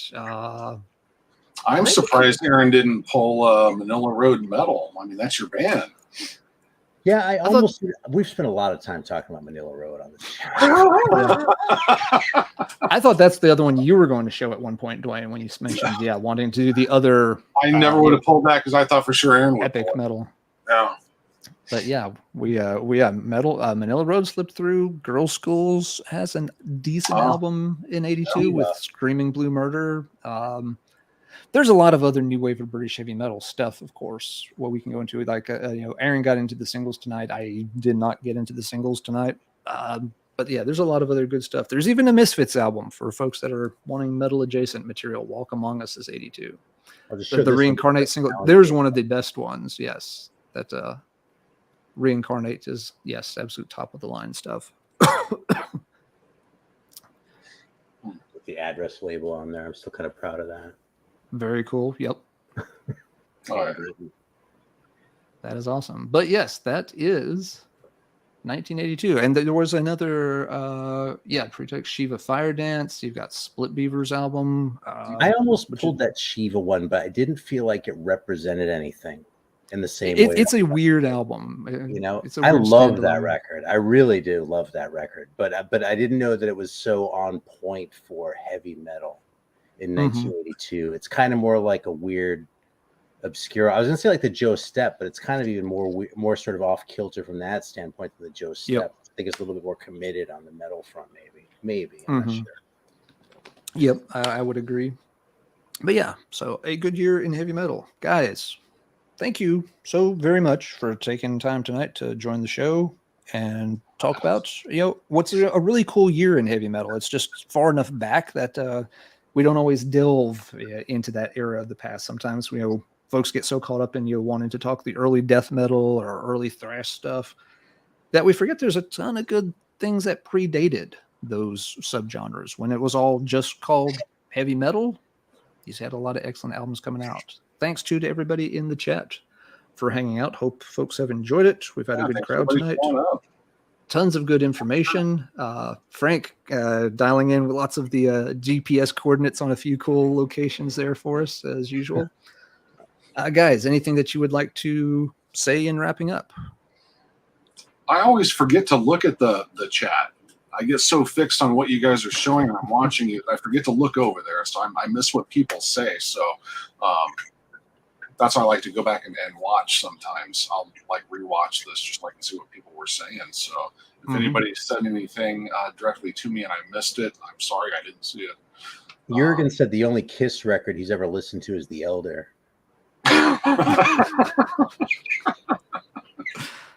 There are a couple other humdingers in here. Yes. Yeah, this was a year that was it was a big stepping point for the genre because we're still 82. We're coming out of the 70s leftovers. New wave of British heavy metal is in its prime, and we were getting ready to discover new genres this following year. And it's when metal really kind of splits and goes into different directions. So this was a really good, interesting year to see. Like some of the stuff you guys were pulling were a lot of the bands that were in the fight and just didn't have what it took to make it, or it was in some ways it could have been really kind of just flooded. I mean, there were a lot of bands, really, if you think about it, trying to get signed, trying to get record deals, trying to get a piece of that heavy metal pie that was forming. And, thank God they left us with something, though. A lot of those bands, Yep. But it's an interesting year. Indeed. Aaron, anything you'd like to wrap up with? I think we've covered it. Yeah, I mean, there are more 45s, but it was going through on, though, I was really kind of struck by how it almost felt like there was a little bit of a gap right in 1982. Maybe it's because I was looking for it, you know what I mean? It's like it's always 11:11 when you're looking for it, the clock, you know what I mean? But it felt like everything was either sort of like 84, like sort of the big explosion, like forward, maybe 83, 84, or everything was new wave British heavy metal from 80 or 81. And I kept going, that'd be a good one to pull out. It's 81. Oh, that'd be a good one. 83, Yep. Yeah. So, and again, it may just be what I was looking for, because clearly there's some important records in 82. Conversely, as soon as you said 82, the first thing I thought of was Number of the Beast. You know what I mean? So there are some that are just so obvious. But then it's sort of, I don't know. It's weird. Yep. Yeah, and circling back to Number of the Beast, I think that's one of the big things about 82. Even though it's an early year and, these different subgenres haven't gotten established at all yet, as we showed early on in the show tonight, there are some of the most recognizable heavy metal albums ever recorded come from 1982 with Screaming for Vengeance and Number of the Beast, Black Metal by Venom. Restless and Wild. Yeah, Restless and Wild. It's interesting that how many just absolute pillars of the heavy metal underground got put out in this same year, and it being such an early year for a lot of these bands. Yeah. And with that, I believe it's going to be time to wrap it up. So thanks again to everybody in the chat for hanging out with us tonight. Again, I don't know if Marty will have a review up Monday or not. He's out of town, and so depending on when he gets back, he may or may not have time to put one up, but they'll have another album club next Wednesday night. And Marty will be running the show on next Friday with some special guests on a topic that he will reveal when he is good and ready to. I'll be taking the week off, but I'll join you again in a couple of weeks. We're getting into the holiday season a little bit. It's creeping in on us here with the mid-October. Yep. But yes, we're working on things with some really good guests. We're trying to get things penciled in for the holiday season with some cool topics. And hopefully everybody will stick around, and we'll see y'all in future weeks. So guys, stay on the line for a little bit, please. We'll talk over in the dugout. But for now, we're going to go ahead and sign off. Thank you once again, everybody. Peace, everybody. Have a great weekend, and we'll catch you somewhere in time. Try not the new tagline there.